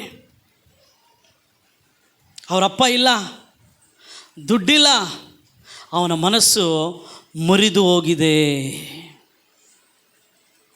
Is broken because no money. ಹಣ ಇಲ್ಲ ಅವನ ಹತ್ರ, ಅವನು ಮುರಿಯಲ್ಪಟ್ಟಿದ್ದಾನೆ. ಹಂದಿ ತಿನ್ನೋ ಆ ಕಾಯಿಪಲ್ಯಗಳನ್ನಾದರೂ ತಿನ್ನೋಣ ಅಂದರೆ ಅದಕ್ಕೂ ಅವಕಾಶ ಇಲ್ಲ, ಮುರಿಯಲ್ಪಟ್ಟಿದ್ದಾನೆ. ನಮ್ಮಲ್ಲಿ ಎಷ್ಟು ಜನ ಹೇಳ್ತೀರಿ, ಹೌದು ಪಾಸ್ಟ್ರೇ ನಮ್ಮ ಹತ್ರ ಕೂಡ, ಕೈ ಎತ್ತಬೇಡ್ರಿ, ನಮ್ಮ ಹತ್ರ ಕೂಡ ದುಡ್ಡಿಲ್ದಾಗ ನಾವು ಮುರಿದೋಗ್ಬಿಟ್ಟಿವಿ ರೀ. ಹೌದಲ್ರಿ, ಹೇಳೋದು ಬೇಡ ನಾವು ಯಾರಿಗೆ, ಆ ನೋವು ನಮಗೆ ಗೊತ್ತು ರೀ. ಹೌದಲ್ಲ, ಹಣ ನಮ್ಮ ಮನಸ್ಸು ಮುರಿದೋಗುವಂತೆ ಮಾಡಿಬಿಡ್ತದೆ ಒಂದೊಂದು ಸಾರಿ. ಆ ಹಣದಿಂದ, ಆ ಹಣ ಇದ್ದಿದ್ರೆ ಇವತ್ತು ಏನೋ ಮಾಡ್ತಿದ್ದಲ್ಲಪ್ಪ. ಸ್ವಲ್ಪ ಜನ ನನಗೆ ಹೇಳಿದ್ದೈತ್ರಿ, ಪಾಸ್ಟ್ರೇ ದುಡ್ಡಿದ್ದಿದ್ರೆ ನಮ್ಮ ಅಪ್ಪನನ್ನು ಉಳಿಸ್ಕೊಳ್ತಿದ್ದೀವಿ ರೀ, ದುಡ್ಡಿದ್ದಿದ್ರೆ ನಮ್ಮ ತಾಯಿ ಸಾಯ್ತಾ ಇದ್ದಿಲ್ರಿ, ದುಡ್ಡಿದ್ದಿದ್ರೆ ನಾವು ಹಂಗೆ ಮಾಡ್ತಿದ್ದೀವಿ ರೀ, ಹಿಂಗೆ ಮಾಡ್ತಿದ್ದೀವಿ ರೀ. ಆರ್ಥಿಕವಾಗಿ ಅವರು ಮುರಿಯಲ್ಪಟ್ಟವರು. They are broken because of finance. ಹಣ ಇಲ್ಲ, ಹಣ ಇಲ್ಲ ರೀ. ಈ ತಪ್ಪಿ ಹೋದ ಮಗ ಏನೋ ಸಾಧಾರಣವಾದ ವ್ಯಕ್ತಿಯ ಮಗ ಅಲ್ಲ, ಒಬ್ಬ ಅದ್ಭುತನಾದ ತಂದೆಯ ಮಗ. ಎಲ್ಲವನ್ನು ಅವನಿಗೆ ತಕ್ಕ ಸಮಯದಲ್ಲಿ ಒದಗಿಸುವಂಥ ತಂದೆಯ ಮಗ. ಅಂಥ ಮಗ ಹೇಳ್ತಾ ಇದ್ದಾನೆ, ನಾನು ಹಂದಿಗಳ ಆಹಾರವನ್ನಾದರೂ ತಿನ್ಬೇಕಂತೇಳಿ ಆಸೆ ಪಡ್ತಾ ಇದ್ದೀನಿ, ಆದರೂ ಅದು ಇಲ್ಲ. Is broken because of his finance. ನಾವು ಕೂಡ ಅನೇಕರು ನಮ್ಮಲ್ಲಿ ಇದ್ದೀವಿ ರೀ, ನಾವು ಹೇಳೋದು ಬೇಡ. ಸ್ವಲ್ಪ ಜನಕ್ಕೆ ನನಗೆ ಗೊತ್ತು ರೀ, ನಾವು ಮಕ್ಕಳಿಗೆ ಫೀಸ್ ಕಟ್ಟೋಕ್ಕೂ ನಮ್ಮಲ್ಲಿ ಇಲ್ಲ. ನಾವು ಮುರಿಯಲ್ಪಟ್ಟಿದ್ದೇವೆ. ಆರ್ಥಿಕ ವಿಷಯದಲ್ಲಿ ನಾವೇನಾಗಿದ್ದೇವೆ, ಮುರಿಯಲ್ಪಟ್ಟಿದ್ದೇವೆ ರೀ. ವ್ಯರ್ಥವಾದ ವಿಷಯಗಳಲ್ಲಿ ನಾವು ದುಡ್ಡು ಹಾಕಿ ನಮ್ಮ ದುಡ್ಡನ್ನು ಕಳ್ಕೊಂಡಿದ್ದೇವೆ. ಇಲ್ಲ, ಬೇರೆಯವರಿಂದ ಮೋಸ ಆಗಿ ನಮಗಿದ್ದಂಥ ಹಣವನ್ನು ನಾವು ಕಳ್ಕೊಂಡಿದ್ದೇವೆ ರೀ. ಇಲ್ಲ ಅಂದರೆ ಹಣದ ಆಸೆಗೆ ಬಿದ್ದು ಇರೋ ಹಣವನ್ನು ಕೂಡ ನಾವು ಕಳ್ಕೊಂಡು ಮುರಿಯಲ್ಪಟ್ಟಿದ್ದೇವೆ. ಈ ದಿನ ದೇವರು ನಮಗೆ ಹೇಳೋ ಮಾತೇನು ಗೊತ್ತಾ, ನೀನು ಆರ್ಥಿಕವಾಗಿ ಮುರಿಯಲ್ಪಟ್ಟಿದ್ರೆ ನಾನು ನಿನ್ನ ಮುರಿದ ಹೃದಯವನ್ನು, ಮುರಿದ ಮನಸ್ಸನ್ನು ವಾಸಿ ಮಾಡುತ್ತೇನೆ. Hallelujah, hallelujah. ಈ ಒಂದು ಕಿರಿ ಮಗ ಮುರಿಯಲ್ಪಟ್ಟಿದ್ದಾನ್ರಿ. ಅಲ್ಲಿ ಸ್ಪಷ್ಟವಾಗಿ ಹೇಳ್ತದೆ, ಅವನ ಹತ್ರ ಏನೂ ಇಲ್ಲ, ಅವನ ಹತ್ರ ಏನೇನೂ ಇಲ್ಲ, ಎಲ್ಲ ಹಾಳು ಮಾಡ್ಕೊಂಬಿಟ್ಟಾನ್ರಿ. ಇವಾಗ ಅವನು ತಂದೆ ಬಳಿಗೆ ಓಡಿ ಬರ್ತಾ ಇದ್ದಾನೆ. ಹೆಂಗೆ? ಒಂದು ಬಿಕಾರಿಯಾಗಿ. ನಮ್ಮ ಭಾಷೆಯಲ್ಲಿ ಹೇಳ್ಬೇಕಂದ್ರೆ ಹೆಂಗೆ ರೀ, ಒಂದು ಬಿಕಾರಿ, ಪಾಪರ್. ಏನಂತಾರೀ, ಪಾಪರ್ ಅಲ್ಲ, ಏನಿಲ್ಲ ಅವನ ಹತ್ರ, ಏನಿಲ್ಲ, ಮುರಿಯಲ್ಪಟ್ಟಿದ್ದಾನ್ರಿ. ಅವನು ಹೇಳ್ತಾನೆ, ನಾನು ಹೋಗಿ ನನ್ನ ತಂದೆ ಬಳಿಯಲ್ಲಿ ಒಂದು ಹಾಳಿನಂತೆ ಕೆಲಸ ಮಾಡ್ತೀನಿ. ಯಾಕೆ? ಆಳಿಗೆ ಏನು ಸಿಗ್ತದ್ರಿ? ಸಂಬಳ. ಹೇಳ್ರಿ, ಆಳಿಗೆ ಏನು ಸಿಗ್ತದ್ರಿ? ನೀನು ಕೆಲಸ ಮಾಡಿದ್ರೆ ಏನು ಸಿಗ್ತದೆ?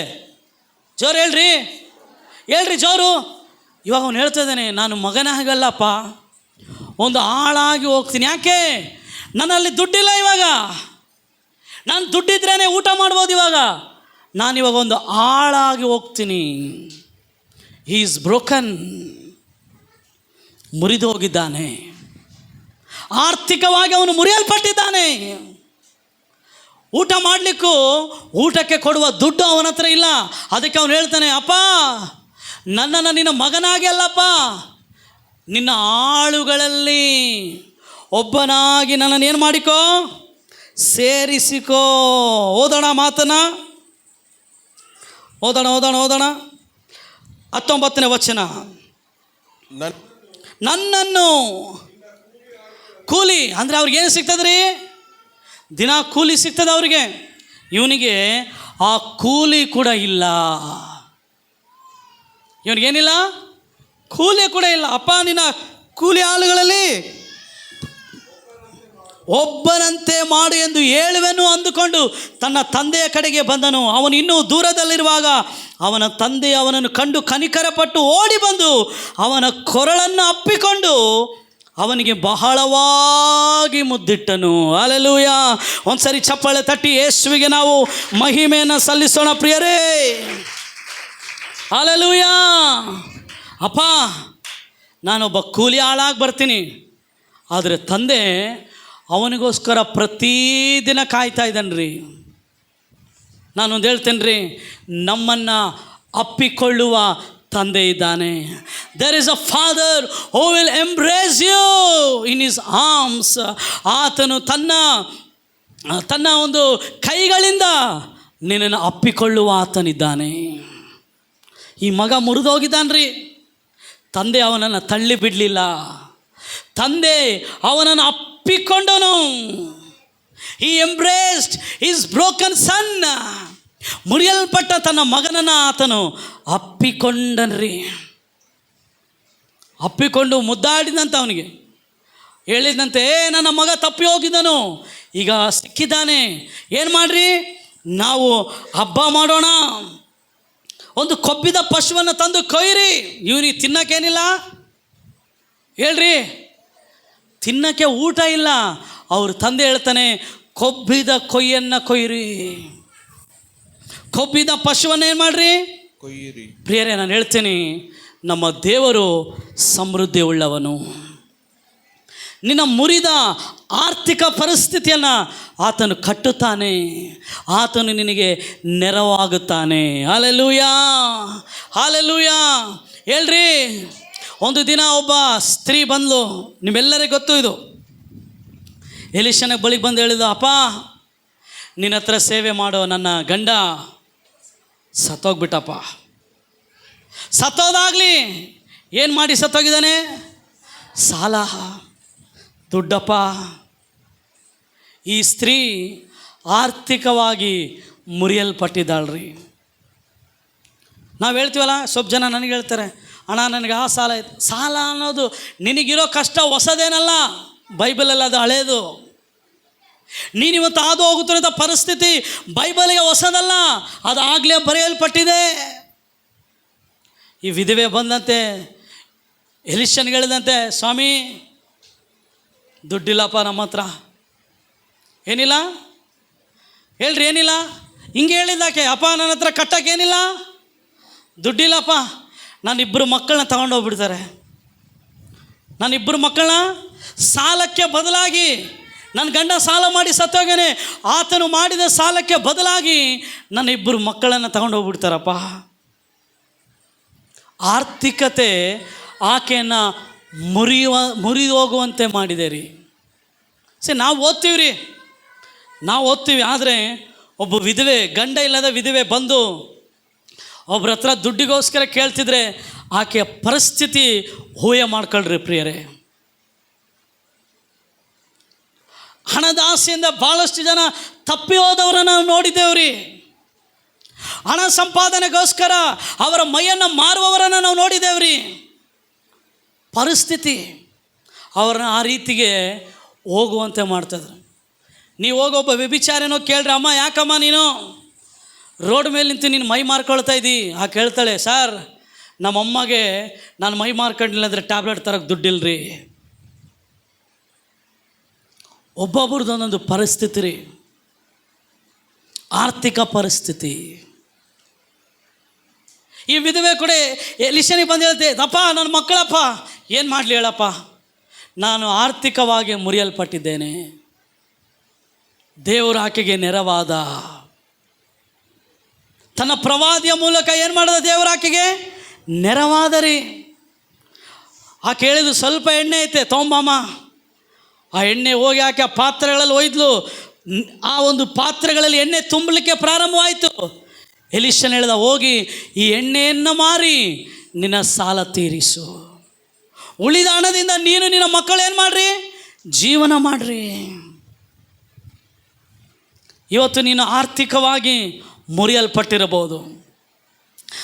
ಹಣದ ಅಲ್ಟಿಮೇಟ್ಲಿ ಏನು ರೀ, ಭಾಳ ಜನ ಹೇಳ್ತಾರೆ ರೀ, ದುಡ್ಡಿದ್ರೆ ಸಾರ್ ಎಲ್ಲ. ಹೌದ್ರಿ, ಹಣ ಇದ್ದರೆ ಜನ ನಮ್ಮನ್ನೊಂದು ರೀತಿ ನೋಡ್ತಾರೆ, ಹಣ ಇಲ್ಲಾಂದರೆ ಒಂದು ರೀತಿ ನೋಡ್ತಾರೆ ರೀ.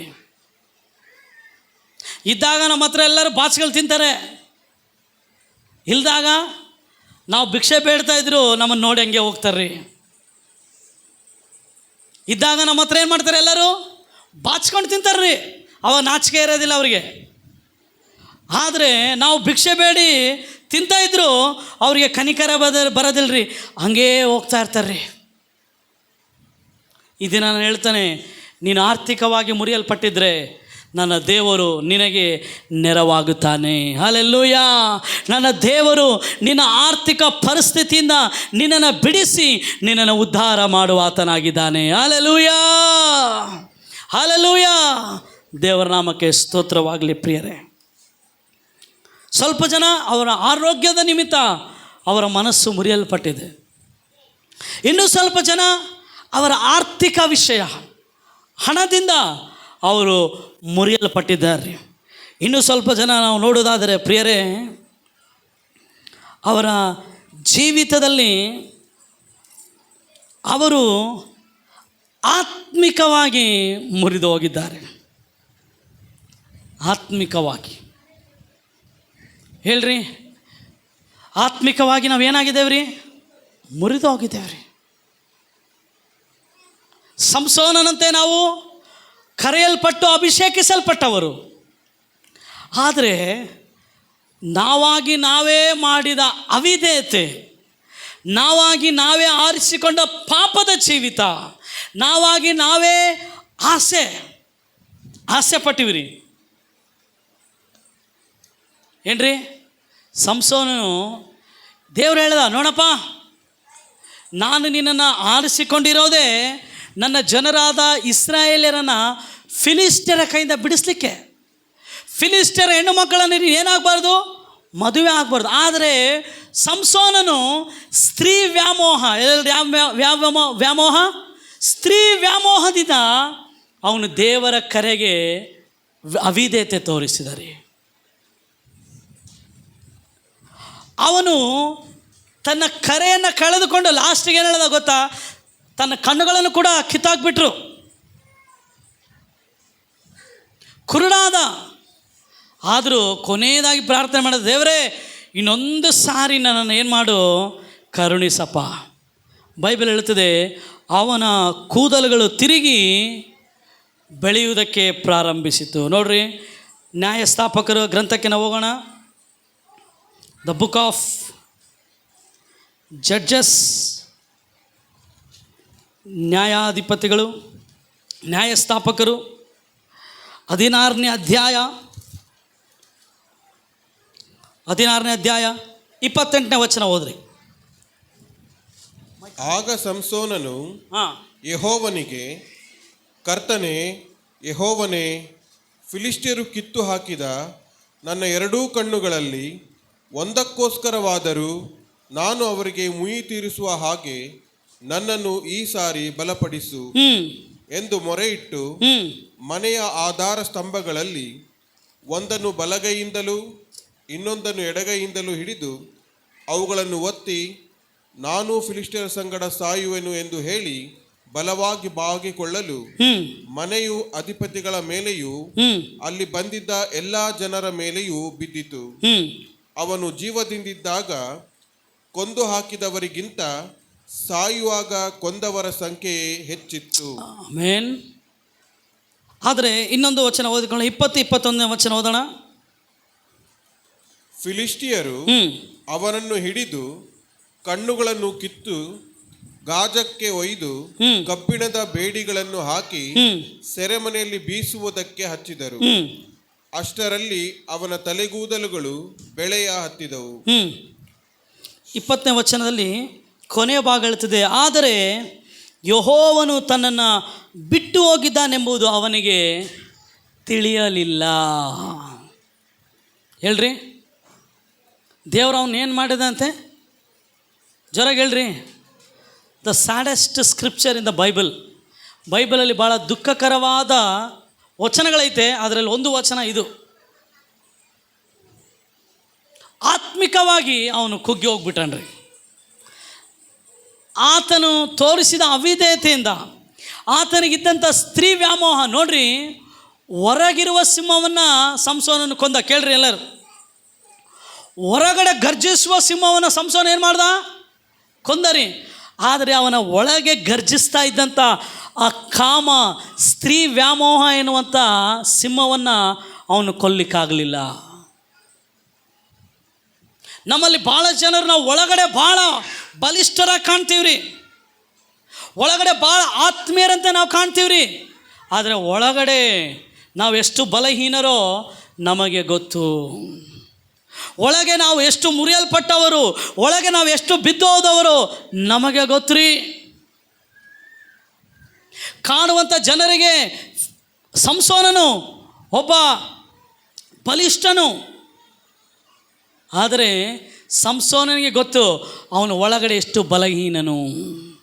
ಹೊರಗಡೆ ಗರ್ಜಿಸುವ ಸಿಂಹವನ್ನು ಸೀಳಿದ, ಆದರೆ ಅವನ ಒಳಗಡೆ ಗರ್ಜಿಸ್ತಾ ಇದ್ದಂಥ ಆ ಸ್ತ್ರೀ ವ್ಯಾಮೋಹ, ಇಲ್ಲಾಂದರೆ ಆ ಸ್ತ್ರೀಯರ ಕುರಿತಾಗಿದ್ದಂಥ ಆಸೆ, ಆ ಕಾಮವನ್ನು ಅವನು ಜಯಿಸ್ಲಿಕ್ಕಾಗಲಿಲ್ಲ. ಕಾರಣ ಅವನು ಆತ್ಮಿಕವಾಗಿ ಕುಗ್ಗಿ ಹೋದ. ಲಾಸ್ಟಿಗೆ ಆತ ಮೊರಡು, ದೇವರೇ ಇನ್ನೊಂದು ಅವಕಾಶ. ಹೇಳ್ರಿ, ಏನಂತ ಹೇಳ್ದ? ದೇವರು ಅವನನ್ನು ಬಲಪಡಿಸಿದ. ಬೈಬಲ್ ಹೇಳ್ತದೆ, ಮತ್ತೆ ಆತನ ಕೂದಲುಗಳು ಏನಾದವಂತೆ? ಚಿಗುರಿದವಂತೆ ರೀ. ಆತನ ಕೂದಲುಗಳು ಏನಾದವಂತೆ? ಚಿಗುರು ಹತ್ತಿದವಂತೆ. ಎಷ್ಟನೇ ವಚನ ನಾವು ಓದಿದದು? 16ನೇ ಅಧ್ಯಾಯ 22ನೇ ವಚನ. ಅಷ್ಟರಲ್ಲಿ ಅವನ ತಲೆ ಕೂದಲುಗಳು ಬೆಳೆಯ ಹತ್ತಿದವು. ಒನ್ಸ್ ಅಗೇನ್ ದೇವರು ಅವನನ್ನು ಮುರಿದ, ಅವನ ಆತ್ಮಿಕ ಜೀವಿತವನ್ನು ಬಲಪಡಿಸಿದನ್ರಿ. ಅವನು ಬದುಕಿದ್ದಾಗ ಎಷ್ಟು ಜನರನ್ನು ಸಾಯಿಸಿದನೋ ಅದಕ್ಕಿಂತ ಅಧಿಕವಾಗಿ ಅವನು ಹೆಚ್ಚು ಜನರನ್ನು ಸಾಯಿಸಿದ. ಇನ್ನೊಬ್ಬ ವ್ಯಕ್ತಿ ಹೇಳ್ತೀನಿ ರೀ, ಆತನು ಎಲಿಯನ ಸೇವಕ ಗೆಹಜಿ. ಹೇಳ್ರಿ, ಯಾರ ಸೇವಕ? ಎಲಿಯನ ಸೇವಕ ಗೆಹಜಿ. ಒಂದು ದಿನ ನಾಮ ಎನ್ನುವಂಥ ಸೈನ್ಯಾಧಿಪತಿ ಎಲಿಯನ ಹತ್ರ ಬರ್ತಾನೆ. ಎಲಿಯನ್ ಹೇಳ್ತೇನೆ, ಹೋಗಪ್ಪ ನೀನು ಯೋರ್ದಾನ್ ನದಿಯಲ್ಲಿ 7 ಸಾರಿ ಮುಳುಗಿ. ಎಷ್ಟು ಸಾರಿ ಮುಳುಗಿ? ಹೇಳ್ರಿ ಎಷ್ಟು ಸಾರಿ? 7 ಸಾರಿ ಮುಳುಗಿ ಎದ್ದೇಳು, ನಿನ್ನ ಕುಷ್ಠ ಹೋಗಿ ಏನಾಗ್ತದೆ? ನಿನಗೆ ಗುಣವಾಗ್ತದೆ. ನಾಮನ ಹೋಗ್ತಾನೆ. ಎಷ್ಟು ಸಾರಿ ಮುಳುಗ್ತಾನೆ? 7 ಸಾರಿ ಮುಳುಗ್ತಾನೆ. ಮುಳುಗಿದಾಗ ಅವನ ಚರ್ಮ ಒಂದು ಕೂಸಿನಂತೆ ಆಗ್ತದಂತ್ರಿ. ಒಂದು ಹಸು ಕೂಸು, ಒಂದು ಹುಟ್ಟಿದ ಕೂಸಿಗೆ ಚರ್ಮ ಹೆಂಗಿರ್ತದೆ ರೀ? ಭಾಳ ಏನಂತೀರಿ, ಫ್ರೆಶ್, ಹೌದಲ್ಲ, ತಾಜವಾಗಿರ್ತದೆ. ಹಂಗಾಯ್ತಂತೆ ಆತನ ಚರ್ಮ. ಈ ಒಂದು ನಾಮನ ಏನು ಮಾಡ್ತಾನೆ? ಅಯ್ಯೋ ಪ್ರವಾದಿ ನನಗೋಸ್ಕರ ಪ್ರೇಯರ್ ಮಾಡಿರ್ಬೋದು, ನಾನು ಆತನಿಗೆ ಏನು ಕೊಡೋಣ? ಕಾಣಿಕೆಯನ್ನು ಕೊಡೋಣ ಅಂತೇಳಿ ಬಂದ. ಎಲಿ ಹೇಳ್ದ, 1 ಕೂಡ ಬೇಡ ನನಗೆ, 1 ರೂಪಾಯಿ ಬೇಡ, ನೀನು ಹೋಗ್ಬಿಡು, ಸ್ವಲ್ಪ ತಗೋಪ್ಪ, ಬೇಡ, ಹೋಗು. ಇದನ್ನು ನೋಡಿದಂಥ ಎಲಿಯ ಸೇವಕ ನಾಮ ನನಗೇನಾಯ್ತು ಗೊತ್ತಾ ರೀ? ಆಸೆ ಹುಟ್ಟಿತು. ಏನು ಹುಟ್ಟಿತು ರೀ? ಏನು ಹುಟ್ಟಿತ್ತು ಅವನಿಗೆ? ಹೇಳ್ರಿ, ಬರೀ ಆಸೆ ಹುಟ್ಟಿದ್ರೆ ಚೆನ್ನಾಗಿಲ್ಲ, ದುರಾಸೆ. ಓಡಿ ಹೋದಂತೆ, ಓಡಿ ಹೋಗಿ ಸುಳ್ಳು ಹೇಳ್ದ. ನೋಡ್ರಿ, ದುಡ್ಡು ನಮ್ಮನ್ನು ಸುಳ್ಳು ಹೇಳುವಂತೆ ಮಾಡ್ತದ್ರಿ. ಹಣದ ಮೇಲಿರುವಂಥ ಆಸೆ ನೋಡ್ರಿ, ಹಣ ಒಳ್ಳೆಯದು, ಹಣದ ಆಸೆ ಭಾಳ ಕೆಟ್ಟದ್ದು. Money is good, love for money is dangerous. ಹಣ ಬೇಕ್ರಿ. ನಾನು ಸೇವೆ ಮಾಡೋಕ್ಕಂದ್ರೆ ಪೆಟ್ರೋಲ್ ಹಾಕ್ಕೊಂಡು ಗಾಡಿಗೆ ಏನು ಹಾಕ್ಬೇಕು? ನೀರು ಹಾಕೋಕ್ಕಾಗ್ತದ? ಹೇಳ್ರಿ, ನೀರು ಹಾಕೋಕ್ಕಾಗ್ತದ? ಇವಾಗ ಎಲೆಕ್ಟ್ರಿಕಲ್ ವೆಹಿಕಲ್ ಬಂದಿದೆ, ಕರೆಂಟನ್ನು ಇಡಬೇಕಲ್ಲ, ಕರೆಂಟ್ ಬಿಲ್ ಕಟ್ಟಬೇಕಲ್ಲ. ಬಿಲ್ ಕಟ್ಬೇಕಂದ್ರೆ ನೀವು ಪೇಪರ್ ತೋರಿಸಿದ್ರೆ ಆಯಿತಾ? ಏನು ಬೇಕು? ದುಡ್ಡು. ಹೇಳ್ರಿ, ಡಬ್ಬು, ಹಣ ಬೇಕು. ಆದರೆ ಹಣದ ಆಸೆ ಭಾಳ danger. Money is good, love for money is very dangerous. ಅಕ್ರಮ ಸಂಬಂಧಕ್ಕಿಂತ ಮದುವೆ ಆಗೋದು ಒಳ್ಳೆಯದ್ರಿ. ಮದುವೆ ಎಲ್ಲ ವಿಷಯಗಳಲ್ಲಿ ಏನು ಘನವಾದದ್ದು, ಆದರೆ ಜಾರತ್ವ, ಅಕ್ರಮ ಸಂಬಂಧ ಭಾಳ ತಪ್ಪು.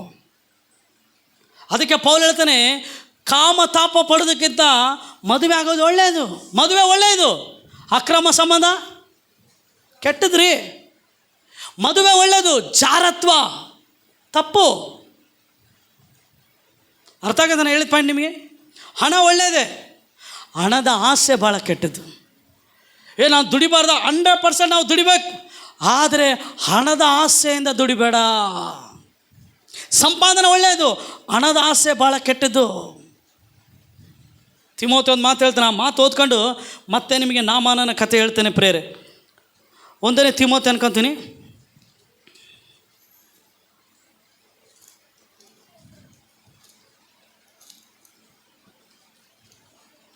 ಒಂದನೇ ತಿಮೋತಿ 6ನೇ ಅಧ್ಯಾಯ 10ನೇ ವಚನ ಓದ್ರಿ.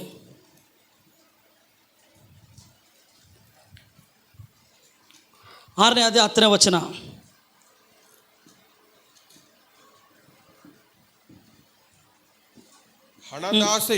ಹಣದಾಸೆಯು ಸಕಲ ವಿಧವಾದ ಕೆಟ್ಟತನಕ್ಕೆ ಮೂಲವಾಗಿದೆ. ಕೆಟ್ಟತನಕ್ಕೆ ಮೂಲವಾಗಿದೆ. ಹಣ ಅಂತ ಬರೆಯಲ್ಪಟ್ಟದ, ಹಣದ ಆಸೆ. ಹಣ ಅಂತಿಲ್ಲ, ಹಣ ಸಕಲ ವಿಧವಾದ ಕೆಟ್ಟತನಕ್ಕೆ ಮೂಲ ಅಂತ ಬರೆಯಲ್ಪಟ್ಟಿಲ್ಲ ಅಲ್ಲಿ. ಹಣದ ಆಸೆ. Love for money. Money is good, love for money is very dangerous. ಹಣ ಒಳ್ಳೆಯದ್ರಿ, ಹಣ ಬೇಕು ನಮಗೆ. ಹಣದ ಆಸೆ ಐತಲ್ಲ, ಅದು ಭಾಳ ಕೆಟ್ಟದ್ದು. ಇವಾಗ ನಾಮನ ಖಾತೆನ ನಾವು ನೋಡೋಣ. ಅರ್ಥ ಆಯ್ತು ನಿಮಗೆ ಎಲ್ಲರೂ ಹೇಳಿ. ಹಣ ಕೆಟ್ಟದ್ದ, ಹಣದ ಆಸೆ ಕೆಟ್ಟದ್ದ? ಜೋರಾಗಿ ಹೇಳ್ರಿ, ನಿಮ್ಮ ಪಕ್ಕದಲ್ಲಿ ಹೇಳ್ರಿ. ಹಣದ ಆಸೆ ನನಗೆ ಹೇಳ್ಬೇಡಮ್ಮ, ಪಕ್ಕದಲ್ಲಿ ಹೇಳ್ರಿ. ನನಗೆ ಹೇಳಿ ಹೇಳಿ ಸಾಕಾಗ್ಬಿಟ್ಟೈತೆ. ನೀವು ಪಕ್ಕದಲ್ಲಿ ಹೇಳಿ. ಹಣದ ಆಸೆ ಸಕಲ ವಿಧವಾದ ಕೆಟ್ಟತನಕ್ಕೆ ಮೂಲ. ಅದು ಕೆಳಗಿನ ವಚನ ಹೇಳ್ತದೆ, ಕೆಲವರು ಅದಕ್ಕಾಗಿ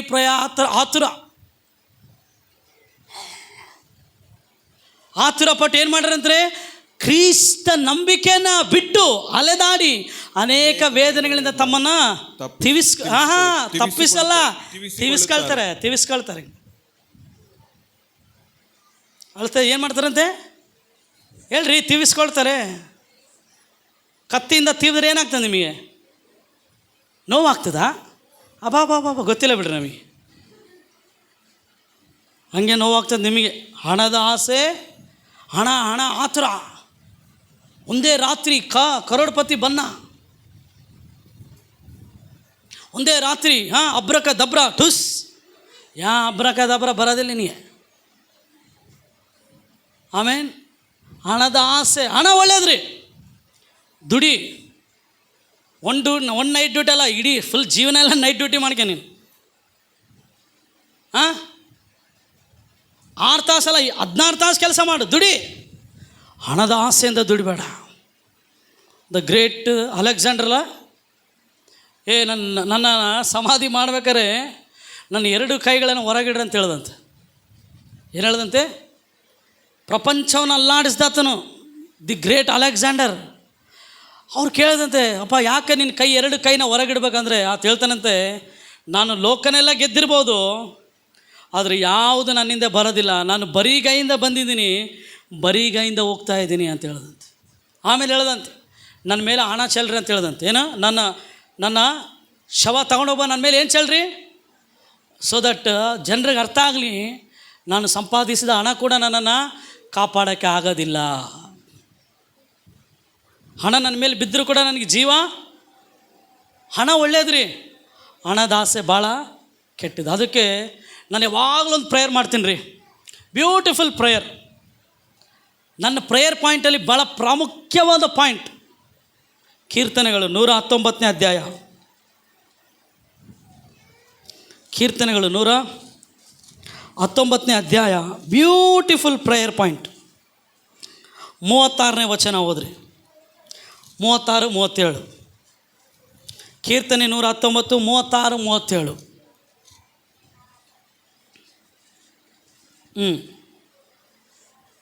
ನನ್ನ ಮನಸ್ಸನ್ನು ದ್ರವ್ಯಾಶೆಗಲ್ಲ ನಿನ್ನ ಕಟ್ಟಳೆಗಳಿಗೆ. ಇಲ್ಲಿ ದ್ರವ್ಯ ಅಂದರೆ ಇಂಗ್ಲೀಷಲ್ಲಿ ಮ್ಯಾಮನ್ ಅಂತ ಬರೆಯಲ್ಪಟ್ಟಿದೆ. It is not money. Mammon ಅಂದರೆ ದುಡ್ಡಿಗಿಂತ ಭಾಳ ಬೆಲೆ ಉಳ್ಳದು. ಇಲ್ಲಿ ಕೀರ್ತನೆಗಾರ ಹೇಳ್ತಾನೆ, ನನ್ನ ಮನಸ್ಸನ್ನು ದ್ರವ್ಯಾಶೆಗಲ್ಲ ನಿನ್ನ ಕಟ್ಟಳೆ ಕಡೆಗೆ ತಿರುಗಿಸು. ವ್ಯರ್ಥ ಕಾರ್ಯಗಳಲ್ಲಿ ದೃಷ್ಟಿ ಇಡದಂತೆ ನನ್ನನ್ನು ಕಾಪಾಡು. ನಿನ್ನ ಮಾರ್ಗದಲ್ಲಿ ನಡೆಯುವಂತೆ ನನ್ನನ್ನು ಚೈತನ್ಯಗೊಳಿಸು. ಪ್ರೇರೆ, ನಮ್ಮ ಪ್ರೇಯರ್ಗಳಲ್ಲಿ ಅನೇಕ ಪಾಯಿಂಟ್ಸ್ ಇರ್ಬೋದು. ನೀವು ಈ ಪಾಯಿಂಟನ್ನು ಆ್ಯಡ್ ಮಾಡಿರಿ.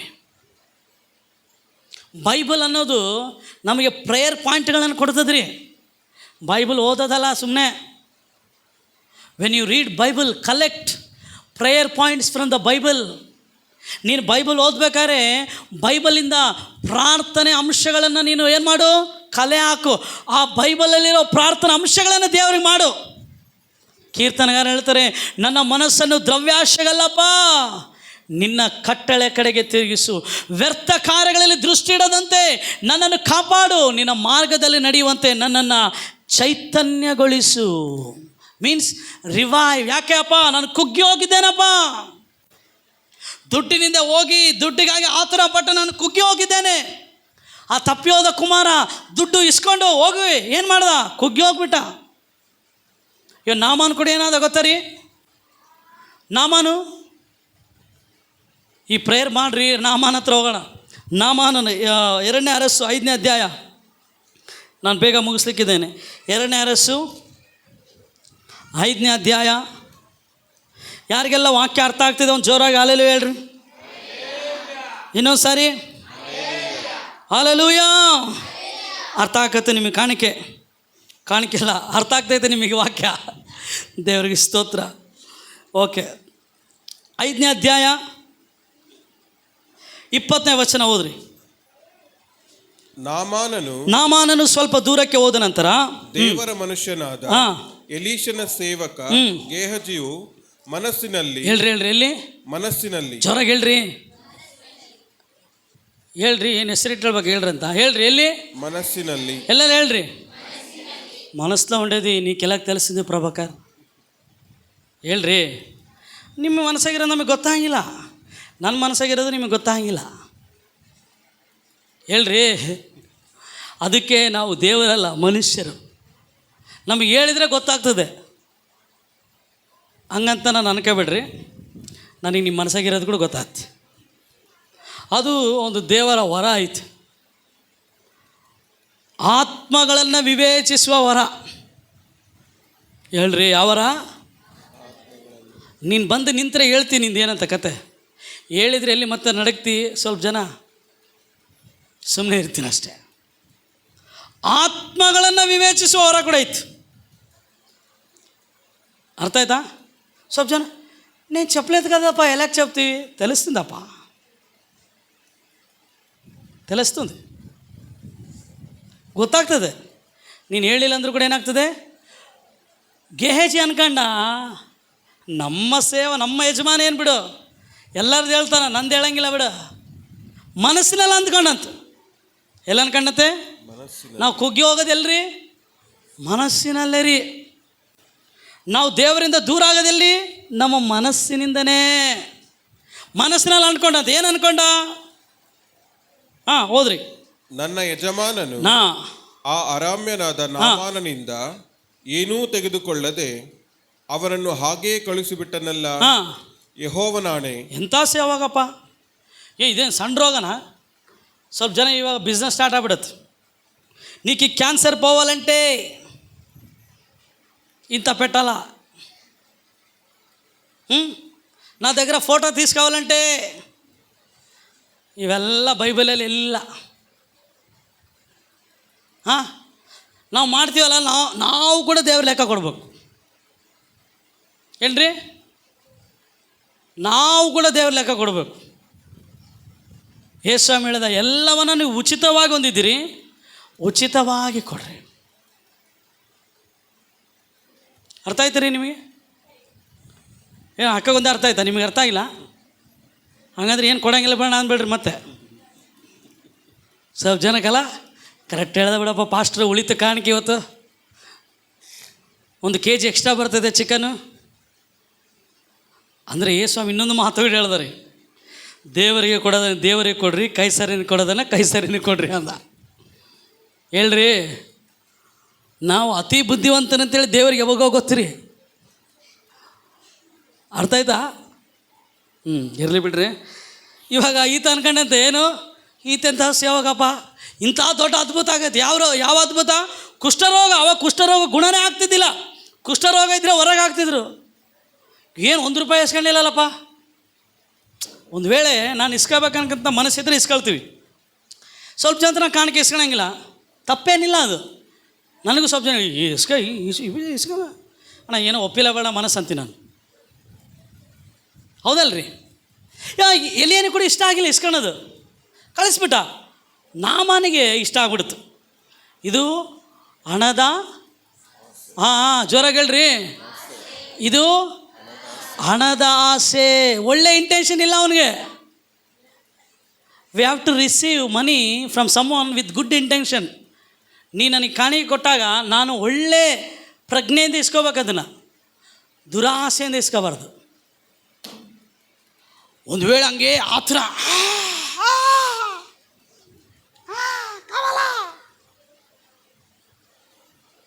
ಯಾರೋ ಪಾಸ್ಟ್ರು ಭಾಳ ದುಃಖ ಆಯ್ತು ನನಗೆ. ಸಮಾಧಿ ಮಾಡೋಕ್ಕೂ ದುಡ್ಡು ಇಸ್ಕೊಳ್ಳೋಣಂತೆ. ಭಾಳ ಬೇಜಾರಾಗ್ಬಿಡ್ತು ನನಗೆ. ಏನಾಗ್ಬಿಡ್ತು? ಅದು ನನ್ನ ಫ್ರೆಂಡೇ ಅವನು. ನಾನು ಹೇಳಿದೆ, ನಾನು ಮಾಡಿದ್ದೆಲ್ಲಪ್ಪ ಫ್ರೀ ಸಮಾಧಿ. ಪಾಸ್ಟ್ರಿಗೆ ಹಂಗೆ ಕೊಟ್ಟ ಕ್ಲಾಸು. ಇನ್ನೊಂದು ಸರಿ ನಿಜವಾಗಲೂ ಕಾಣಿಕೆ ಕೊಟ್ಟರು ಕೂಡ ತೊಗೊಬಾರ್ದತ್ತ. ಹಂಗೆ ಮಾಡಿಬಿಟ್ಟಿನಿ. ಆತ ಹೇಳ್ದ, ಅಣ್ಣ ಬಿಡೋಣ, ಬೇಡ ಬಿಡೋಣ, ಅಣ್ಣ ಬೇಡ ಬಿಡೋಣ ಅಂದ. ಇಲ್ಲ ತಗೋಣ, ನೆಕ್ಸ್ಟ್ ಟೈಮ್ ಚರ್ಚಲ್ಲಿ ಏನೇ ಸಮಾಧಿ ಆದರೆ ನಿನ್ನೆ ಕರಿತೀನಿ ಭಾಳ ಅಂದೆ. ಇಲ್ಲ ರೀ, ಯಾವಾಗ ಇಸ್ಕೋಬೇಕು, ಯಾವಾಗ ಇಸ್ಕೋಬಾರ್ದು, ಏನು ಮಾಡಬೇಕು, ಏನು ಮಾಡಬಾರ್ದು, ನಾವು ಜ್ಞಾನ ಉಳ್ಳವರಾಗಿರ್ಬೇಕು ರೀ. ಎಲ್ಲ ದುಡ್ಡೇ ಅಲ್ರಿ ಈ ಲೋಕದಲ್ಲಿ. ಮಾನವೀಯತೆ ಇದೆ, ಸಂಬಂಧಗಳಿದೆ ರೀ. We have to prioritise. ನಾವು ಪ್ರಾಧಾನ್ಯತೆ ಯಾವುದಕ್ಕೆ ಕೊಡಬೇಕು. ಹಲ್ಲೆಲೂಯಾ. ಎಲಿಯ ಯಾವ ಉದ್ದೇಶದಿಂದ ಹೇಳಿದ ಗೊತ್ತಿಲ್ಲ. ಯಾಕೆ? ಈ ಒಂದು ನಾಮಾನನು ದೇವ ಜನರವನಲ್ಲ, ಅವನು ಅನ್ಯನು. ಬೈಬಲ್ ಹೇಳ್ತಿದೆ ನಾವು ಅನ್ಯರಿಗೆ ಕೊಡ್ತೀವಂತೆ, ಅನ್ಯರಿಂದ ಇಸ್ಕೊಳ್ಳೋದಿಲ್ಲ. ಎಲಿಯ ಮೇ ಬಿ ಆ ಕಾನ್ಸೆಪ್ಟಿಂದ ಹೇಳಿ ಕಳಿಸಿರ್ಬೋದು.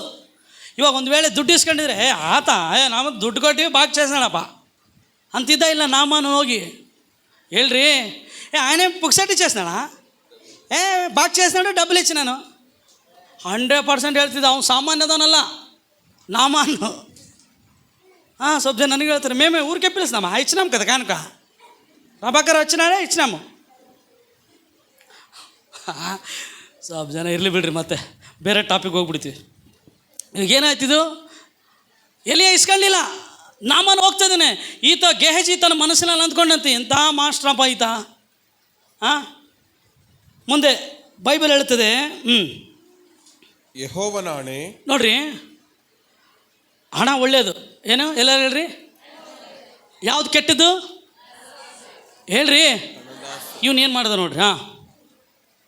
ನಾನು ಅವನ ಹಿಂದೆ ಓಡುತ್ತಾ ಹೋಗಿ ಅವರಿಂದ ಸ್ವಲ್ಪವನ್ನಾದರೂ ಬಾಚಿಕೊಂಡು ಬರುವೆನು ಅಂದುಕೊಂಡು ಹೊರಟನು. ಬಾಚಿಕೊಂಡು ಬರೋದು ಒಳ್ಳೇದಾ, ಕೇಳಿ ತಗೊಳೋದು ಒಳ್ಳೇದಾ? ಹೇಳ್ರಿ. ಅಂದರೆ ಇವನಿಗೆ ಯಾವ ಆಸೆ ಇತ್ತು? ಎಲಿಯಾ, ನನ್ನ ಹೆಂಡ್ತಿಗೆ ಆರಾಮಿಲ್ಲಪ್ಪ, ಅಡ್ಮಿಟ್ ಮಾಡಬೇಕು, ನಾಮನ್ ಬಂದಾನೆ, ಒಂದು ₹100 ಇಸ್ಕೊಡಪ್ಪ, ಇಸ್ಕೊಡ್ತಿದ್ದ. ಆದರೆ ಇವನೇನು ಮಾಡೋದು ಗೊತ್ತು ರೀ, ಬೈಬಲ್ ಚೆನ್ನಾಗಿ ಓದ್ಬೇಕು ನೀವು. ಒಂದೊಂದು ಪದದಲ್ಲಿ ಒಂದೊಂದು ಪ್ರಸಂಗ ಇರ್ತದೆ ರೀ. ಇವ್ ನಡ್ಕೊಂಡು ಹೋಗಿಲ್ಲಂತೆ. ಹಣದ ಆಸೆ ತೊರೆ ಪಟ್ಟು ಓಡಿ ಹೋದಂತೆ. ಅಂದರೆ ಇನ್ನೇನು ಜೀವನದಲ್ಲಿ ನಾಮಾನನು ಇರೋದೇ ಇಲ್ಲ, ನನಗೆ ದುಡ್ಡೇ ಕೊಡಂಗಿಲ್ಲ. ಅರ್ಥ ಆಯ್ತಾ ನಿಮಗೆ ನಾನು ಹೇಳಿದ್ದು? ಆತುರ, ಗ್ರೀಡಿ ಅಂತಾರೆ ಇಂಗ್ಲೀಷಲ್ಲಿ. ಗ್ರೀಡಿ, ಆತುರ ಪಟ್ಟು ಅವನ ಹಿಂದೆ ಓಡುತ್ತಾ ಹೋಗಿ ಅವನಿಂದ ಸ್ವಲ್ಪವನ್ನಾದರೂ ಬಾಚಿಕೊಂಡು ಬರುವೆನೆಂದು ಅಂದುಕೊಂಡು ಹೊರಟನು. ನಾಮಾನನು ತನ್ನ ಹಿಂದೆ ಓಡುತ್ತಾ ಬರುವ ಗೇಹಜಿಯನ್ನು ಕಂಡು ರಥದಿಂದಿಳಿದು ಅವನನ್ನು ಎದುರುಗೊಂಡು ಕ್ಷೇಮವೋ ಎಂದು ಕೇಳಿದನು. ಅವನು, ಕ್ಷೇಮ, ಎಫ್ರಾಯಿಂ ಪರ್ವತ ಪ್ರದೇಶದಿಂದ ಪ್ರವಾದಿ ಮಂಡಳಿಯವರಾದ 2 ಯೌವನಸ್ಥರು ಬಂದಿರುತ್ತಾರೆ. ಆದದರಿಂದ ಅವರಿಗೋಸ್ಕರ ಬೇಗನೆ 1 ತಲಾಂತು ಬೆಳ್ಳಿಯನ್ನು 2 ದುಸ್ತು ಬಟ್ಟೆಗಳನ್ನು ತೆಗೆದುಕೊಂಡು ಬರಬೇಕೆಂಬುದಾಗಿ ನನ್ನ ಯಜಮಾನನು ನನ್ನನ್ನು ನಿನ್ನ ಬಳಿಗೆ ಕಳುಹಿಸಿದನು ಎಂದು ಉತ್ತರ ಕೊಟ್ಟನು. ಹೇಳಿದ್ನಾ ಎಲಿಯ ಹೋಗಂತ? ಹೇಳ್ರಿ, ಹೋಗ್ತಿರೋದು ಯಾರು? ಯಾರು ಹೋಗ್ತಿರೋದು? ಯಾರ ಆಸೆಯಿಂದ ಹೋಗ್ತಿದ್ದಾನೆ? ಅವನ ಆಸೆಯಿಂದ ಹೋಗ್ತಿದ್ದಾನೆ. ನೋಡ್ರಿ, ಹಣ ಏನು ಮಾಡ್ತದೆ ಗೊತ್ತಾ? ನಾವು ಸುಳ್ಳಿನ ಮೇಲೆ ಸುಳ್ಳಿನ ಕೋಟೆ ಕೊಟ್ಕೊಳ್ಳುವಂತ ಮಾಡ್ತದೆ. ಹಣ ಅಲ್ಲ, ಹಣದ ಆಸೆ. ಓಕೆನಾ? ಮುಂದೆ ನಾಮಾನನು 2 ತಲಾಂತನಾದರೂ ತೆಗೆದುಕೊಳ್ಳಬಾರದೆ ಎಂದು ಅವನನ್ನು ಒತ್ತಾಯಪಡಿಸಿ ಅದನ್ನು 2 ಚೀಲಗಳಲ್ಲಿ ಹಾಕಿಸಿ ಆ ಚೀಲಗಳನ್ನು 2 ದುಸ್ತು ಬಟ್ಟೆಗಳನ್ನು 2 ಸೇವಕರ ಮೇಲೆ ಹೊರಿಸಿ ಅವರನ್ನು ಗೇಹಜಿಯ ಸಂಗಡ ಕಳುಹಿಸಿದರು. ಅವರು ಹೊತ್ತುಕೊಂಡು ಇವನ ಮುಂದೆ ನಡೆದರು. ಗುಡ್ಡವನ್ನು ಮುಟ್ಟಿದಾಗ ಗೇಹಜಿಯು ಅವುಗಳನ್ನು ತೆಗೆದುಕೊಂಡು ಮನೆಯಲ್ಲಿ ಅಡಗಿಸಿಟ್ಟು ಆಳುಗಳನ್ನು ಕಳುಹಿಸಿಬಿಟ್ಟನು. ಹಣದ ಆಸೆ ನೀನು ಬಚ್ಚಿಟ್ಕೊಳ್ಳುವಂತೆ ಮಾಡ್ತದ್ರಿ, ಇನ್ನೊಬ್ಬರಿಗೆ ಸಹಾಯ ಮಾಡುವಂತೆ ಮಾಡೋದಿಲ್ಲ. ಅರ್ಥ ಆಯ್ತು ರೀ? ಅವನು ತನ್ನ ಆತ್ಮಿಕವಾಗಿ ಫೇಲ್. ನೀನು ಎಷ್ಟೇ ಚೆನ್ನಾಗಿ ವಾಕ್ಯ ಹೇಳೋ ಪಾಸ್ಟ್ ಜೊತೆಗಿದ್ರು ನಿನಗೆ ಹಣದ ಆಸೆ ಇದ್ದರೆ ನೀನು ಫೇಲ್. ಎಷ್ಟೇ ಆತ್ಮಭರಿತವಾದ ಸಭೆಗೆ ನೀನು ಹೋದ್ರು, ಅನ್ಯ ಭಾಷೆ ಮಾತಾಡೋ ಸಭೆಗೆ ಹೋದ್ರು, ನಿನಗೆ ಹಣದ ಆಸೆ ಇದ್ದರೆ ಫೇಲ್. ಗೆಹಜಿ ತನ್ನ ಆತ್ಮಿಕವಾಗಿ ಫೇಲ್. ಇವನೇನು ಮಾಡಬೇಕು ಹೇಳ್ರಿ? ಎಲಿಯ ಹೇಳ್ದ, ಎಲ್ಲಿಂದ ನೀನು ಬಂದೀಯಪ್ಪ, ಎಲ್ಲಿಂದ ನೀನು ಬಂದಿ ಅಂತ ಕೇಳಿದೆ. ಗೆಹಜಿ ಹೇಳ್ತಾನೆ, ಸ್ವಾಮಿ ನಾನು ಇಲ್ಲೇ ಇದ್ದೆಲ್ಲಪ್ಪ, ನಾನು ಇಲ್ಲೇ ಇದ್ದೆಲ್ಲ ಅಂತ ಹೇಳ್ತಾನೆ. ಹೋದ್ರಿ 25ನೇ ವಚನ. ಅವರು ಹೋದ ನಂತರ ಇವನು ತನ್ನ ಯಜಮಾನನ ಬಳಿಗೆ ಬಂದನು. ಎಲೀಷನು ಅವನನ್ನು, ಗೇಹಜಿಯೇ, ಎಲ್ಲಿಗೆ ಹೋಗಿ ಬಂದಿ ಎಂದು ಕೇಳಿದನು. ಅದಕ್ಕೆ ಅವನು, ನಿನ್ನ ಸೇವಕನಾದ ನಾನು ಎಲ್ಲಿಯೂ ಹೋಗಲಿಲ್ಲ. ಬಾತ್ರೂಮ್ ಕೂಡ ಹೋಗಿಲ್ಲಪ್ಪ ಅಂತಾನ. ನನ್ನ ಪ್ರಕಾರ ಕೇಳಿದ್ರೆ ಇಲ್ಲೇ ಕುಂತೀನಲ್ಲಪ್ಪ. ನೀನಂದ್ರೆ ಎಷ್ಟು ಭಯ ಪಾಸ್ಟ್ರೆ, ಒಂಟಿಗೋಸ್ತೆ ಕೂಡ ನೀನು ಪೋಲೇದಪ್ಪ. ಏನು ಮಾಡಿದ್ದು ಹಿಂಗೆ ಸುಳ್ಳು ಹೇಳಕ್ಕೆ? ಇವನ್ನ ಏನು ಮಾಡಿದ್ದು? ಹಣದ ಆಸೆ. ಹಣ ಅಲ್ಲ, ಹಣ ಬೇಕಾಗಿದ್ದರೆ ಎಲಿಯ ಪ್ರೇಯರ್ ಮಾಡಿದರೆ ಮೇಲಿಂದ ಬರ್ತಿದ್ದ ಹಣ. ಯಾಕೆ? ಮಳೆಯನ್ನೇ ನಿಂದ್ರಿಸಿದ ಎಲಿಯ. ಒಂದು ಪ್ರಾರ್ಥನೆ ಮಾಡಲಾರ್ದೆ ಬರೇ ಬಾಯಿ ಮಾತಿಂದ ನಾಮಾನನು ಆ ಯೋರ್ದಾನದಲ್ಲಿ ಮುಳುಗಿದ್ರೆ ಗುಣ ಆಗುವಂತೆ ಮಾಡ್ದ. ಆದರೆ ಹಣದ ಆಸೆ ಗೆಹಜಿಯನ್ನು ಏನು ಮಾಡ್ತು? ಸುಳ್ಳಾಡುವಂತೆ ಮಾಡ್ತು. ಎಲ್ಲಿ ಹೋಗಲಿಲ್ಲ, ಹೋಗಿದ್ದ ಇಲ್ಲ. ಮುಂದೆ ಅವನು, ನಿನ್ನ ಸೇವಕನಾದ ನಾನು ಎಲ್ಲಿಯೂ ಹೋಗಲಿಲ್ಲ ಉತ್ತರ ಕೊಟ್ಟನು. ಆಗ ಎಲೀಷನವನಿಗೆ, ಒಬ್ಬನು ರಥದಿಂದ ಇಳಿದು ಬಂದು ನಿನ್ನನ್ನು ಎದುರುಗೊಂಡು ನನ್ನ ಜ್ಞಾನ ದೃಷ್ಟಿಗೆ ಗಿಫ್ಟ್ ಆಫ್ ಡಿಸರ್ನಿಂಗ್, 9 ವರಗಳಲ್ಲಿ ಒಂದು ವರ ಜ್ಞಾನವಾಕ್ಯ, ಡಿಸರ್ನಿಂಗ್ ಗಿಫ್ಟ್. ಎಲೇನಿಗೆ ಆ ವರ ಐತ್ರಿ. ಅಲ್ಲಿರೋ ಚಿತ್ರ ಇಲ್ಲಿ ಹೇಳೋದಾದ. ಅಪ್ಪ ರಥದಿಂದ ಇಳಿದ್ರಲ್ಲಪ್ಪ, ನನ್ನ ಜ್ಞಾನ ದೃಷ್ಟಿಗೆ ಕಾಣಿಸಲಿಲ್ಲವೆಂದು ನೆನೆಸುತ್ತೀಯೋ? ದ್ರವ್ಯ ಬಟ್ಟೆಗಳು, ಎಣ್ಣೆ ಮರದ ತೋಪುಗಳು, ದ್ರಾಕ್ಷೆ ತೋಟಗಳು, ಕುರಿದನಗಳು, ದಾಸಿ ಜನವು ಇವುಗಳನ್ನು ಸಂಪಾದಿಸುವುದಕ್ಕೆ ಇದು ಸಮಯವೋ? ಇದು ಸಮಯ ಅಲ್ಲ. ಹಣ ಬರೋ ಟೈಮಲ್ಲಿ ನಿನಗೆ ಬರ್ತದೆ. ಆದರೆ ದ್ರವ್ಯಾಶೆಯಿಂದ ನೀನು ಹೋಗಿ ಸಂಪಾದಿಸ್ಕೊಂಡಿಯಲ್ಲ, ಇದು ಸಮಯ ಅಲ್ಲ. ಸೇವೆಯಲ್ಲಿ ದುಡ್ಡು ಬರ್ತದೆ, ದೇವ್ರು ಕೊಟ್ಟೇ ಕೊಡ್ತಾನೆ. ನೀನು ಒಬ್ಬ ವಿಶ್ವಾಸಿಯಾಗಿ ಜೀವನ ಮಾಡ್ತಾಯಿದ್ದೀವಿ, 100% ದೇವ್ರು ನೀನು ಕೊಡ್ತಾನೆ. ಆದರೆ ಹಣದ ಆಸೆಯಿಂದ ನೀನು ನಿನ್ನ ಆತ್ಮಿಕ ಜೀವಿತವನ್ನು ಕೆಡಿಸಿಕೊಳ್ಳಬೇಡ. ಬರ್ತದೆ, ಎಲ್ಲವಕ್ಕೆ ಟೈಮ್ ಉಂಟು ಅಂತ ಬೈಬಲಲ್ಲಿ ಐತೆ. ಎಲ್ಲಿ ಹೇಳ್ತಾನೆ ಇದು ಸಮಯವೋ? ಅದು ಸಮಯ ಅಲ್ಲ. It was not A right time. ನಾವು ಸರಿಯಾದ ಸಮಯಕ್ಕೆ ಕಾದುಕೊಂಡಿರ್ಬೇಕ್ರಿ. ಇಲ್ಲ ಅಂದರೆ ನಾವು ಕುಗ್ಗಿ ಹೋಗ್ಬಿಡ್ತೀವಿ, ನಾವು ಹಿಂಜಾರಿ ಹೋಗ್ಬಿಡ್ತೀವಿ ನಮ್ಮ ಆತ್ಮಿಕ ಜೀವಿತದಲ್ಲಿ. ನನಗೆ ಗೊತ್ತಿಲ್ಲ ಪ್ರಿಯರೇ, ಇಲ್ಲಿರುವಂಥ ನಾವೆಲ್ಲರೂ ಯಾವ ಸ್ಥಿತಿಯಲ್ಲಿದ್ದೀವಿ ನನಗೆ ಗೊತ್ತಿಲ್ಲ. ಒಂದು ಮಾತು ಹೇಳ್ತೀನಿ, ನಾವು ಗೆಹಜಿ ಥರ ತಪ್ಪು ಮಾಡಲಾರ್ದೇ ಇರ್ಬೋದು ನಮ್ಮ ಆತ್ಮಿಕ ಜೀವಿತದಲ್ಲಿ.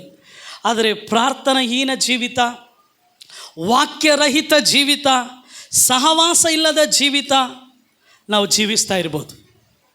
ಅದು ನಾವು ಆತ್ಮಿಕವಾಗಿ ಕುಗ್ಗಿ ಹೋಗುವಂತೆ ಮಾಡಿರ್ಬೋದು. ಈ ದಿನ ನಾವು ದೇವರೇ ನೀನು ಹೇಳಿಯಲ್ಲಪ್ಪ, 147ನೇ ಕೀರ್ತನೆ 3ನೇ ವಚನ ಇನ್ನೊಂದು ಸರಿ ಓದೋಣ. ಏನಂತ ಹೇಳ್ತದೆ? ಆತನು ಮುರಿದ ಮನಸ್ಸುಳ್ಳವರನ್ನು ಆತನೇನು ಮಾಡ್ತಾನೆ? ವಾಸಿ ಮಾಡ್ತಾನೆ. ಕುಗ್ಗಿ ಹೋದವರ ಗಾಯವನ್ನು ಆತನು, ಒಂದು ಸರಿ ಓದೋಣ. 147 3ನೇ ವಚನ, 147:3. ಮುರಿದ ಮನಸ್ಸುಳ್ಳವರನ್ನು ವಾಸಿ ಮಾಡುತ್ತಾನೆ, ಅವರ ಗಾಯಗಳನ್ನು ಕಟ್ಟುತ್ತಾನೆ. ನನಗೆ ಗೊತ್ತಿಲ್ಲ ನೀನು ಯಾವ ರೀತಿ ಮುರಿದು ಹೋಗಿದ್ದೆ ಅಂತೇಳಿ, ಆದರೆ ನಿನ್ನ ಮುರಿದು ಹೋದ ಸ್ಥಿತಿಯನ್ನು ದೇವರು ಬಲ್ಲವನಾಗಿದ್ದಾನೆ. ಇದ್ದಂಥ ಸ್ಥಳದಲ್ಲಿ ನಿಂತುಕೊಳ್ಳೋಣ. ಇನ್ನು ಅನೇಕ ವಿಷಯಗಳುಂಟು ಪ್ರಿಯರೇ, ಆದರೆ ನಾನು ಸ್ವಲ್ಪವಾಗಿ ನಿಮ್ಮ ಹತ್ರ ಹಂಚಿಕೊಂಡಿದ್ದೇನೆ ಸಮಯ ಅಭಾವದಿಂದ. ನಾನು ನಂಬ್ತೇನೆ ದೇವರು ಯಾವುದೋ ಒಂದು ಭಾಗದಲ್ಲಿ, ಯಾವುದೋ ಒಂದು ಸಾಲಿನಲ್ಲಿ ನಿನ್ನೊಟ್ಟಿಗೆ ಮಾತನಾಡಿದ್ದಾನೆ ಎಂಬುದಾಗಿ. ಒಂದು ವೇಳೆ ನಿನಗೆ ಯಾವ ವಿಷಯದಿಂದ ನಿನ್ನ ಮನಸ್ಸು ಮುರಿದೋಗಿದೆಯೋ, ಆರ್ಥಿಕವಾಗಿ ಮುರಿಯಲ್ಪಟ್ಟಿದೆಯಾ, ಇಲ್ಲ ಹಣದ ಆಸೆಯಿಂದ ಹೋಗಿ ನೀನು ಮುರಿಯಲ್ಪಟ್ಟಿದೆಯಾ, ಇವತ್ತು ದೇವರೇ ನನ್ನನ್ನು ಕ್ಷಮಿಸಪ್ಪ, ಮುರಿದ ಮನಸ್ಸುಳ್ಳವರಿಗೆ ನೀನು ಗುಣ ಮಾಡ್ತೇನೆ ಅಂತೇಳಿ ನನ್ನನ್ನು ಗುಣಪಡಿಸು. ನಿನ್ನ ವಾಕ್ಯದ ಮೂಲಕ ಮಾತಾಡೋದಕ್ಕಾಗಿ ಸ್ತೋತ್ರ. ಯೇಸುವಿನ ನಾಮದಲ್ಲಿ ಪ್ರಾರ್ಥಿಸ್ತೇವೆ ತಂದೆಯಾದ ದೇವರೇ. ಆಮೇನ್, ಆಮೇನ್, ಆಮೇನ್, ಆಮೇನ್. ಎಲ್ಲರೂ ನಮ್ಮ ಕೈಗಳೆತ್ತೋಣ.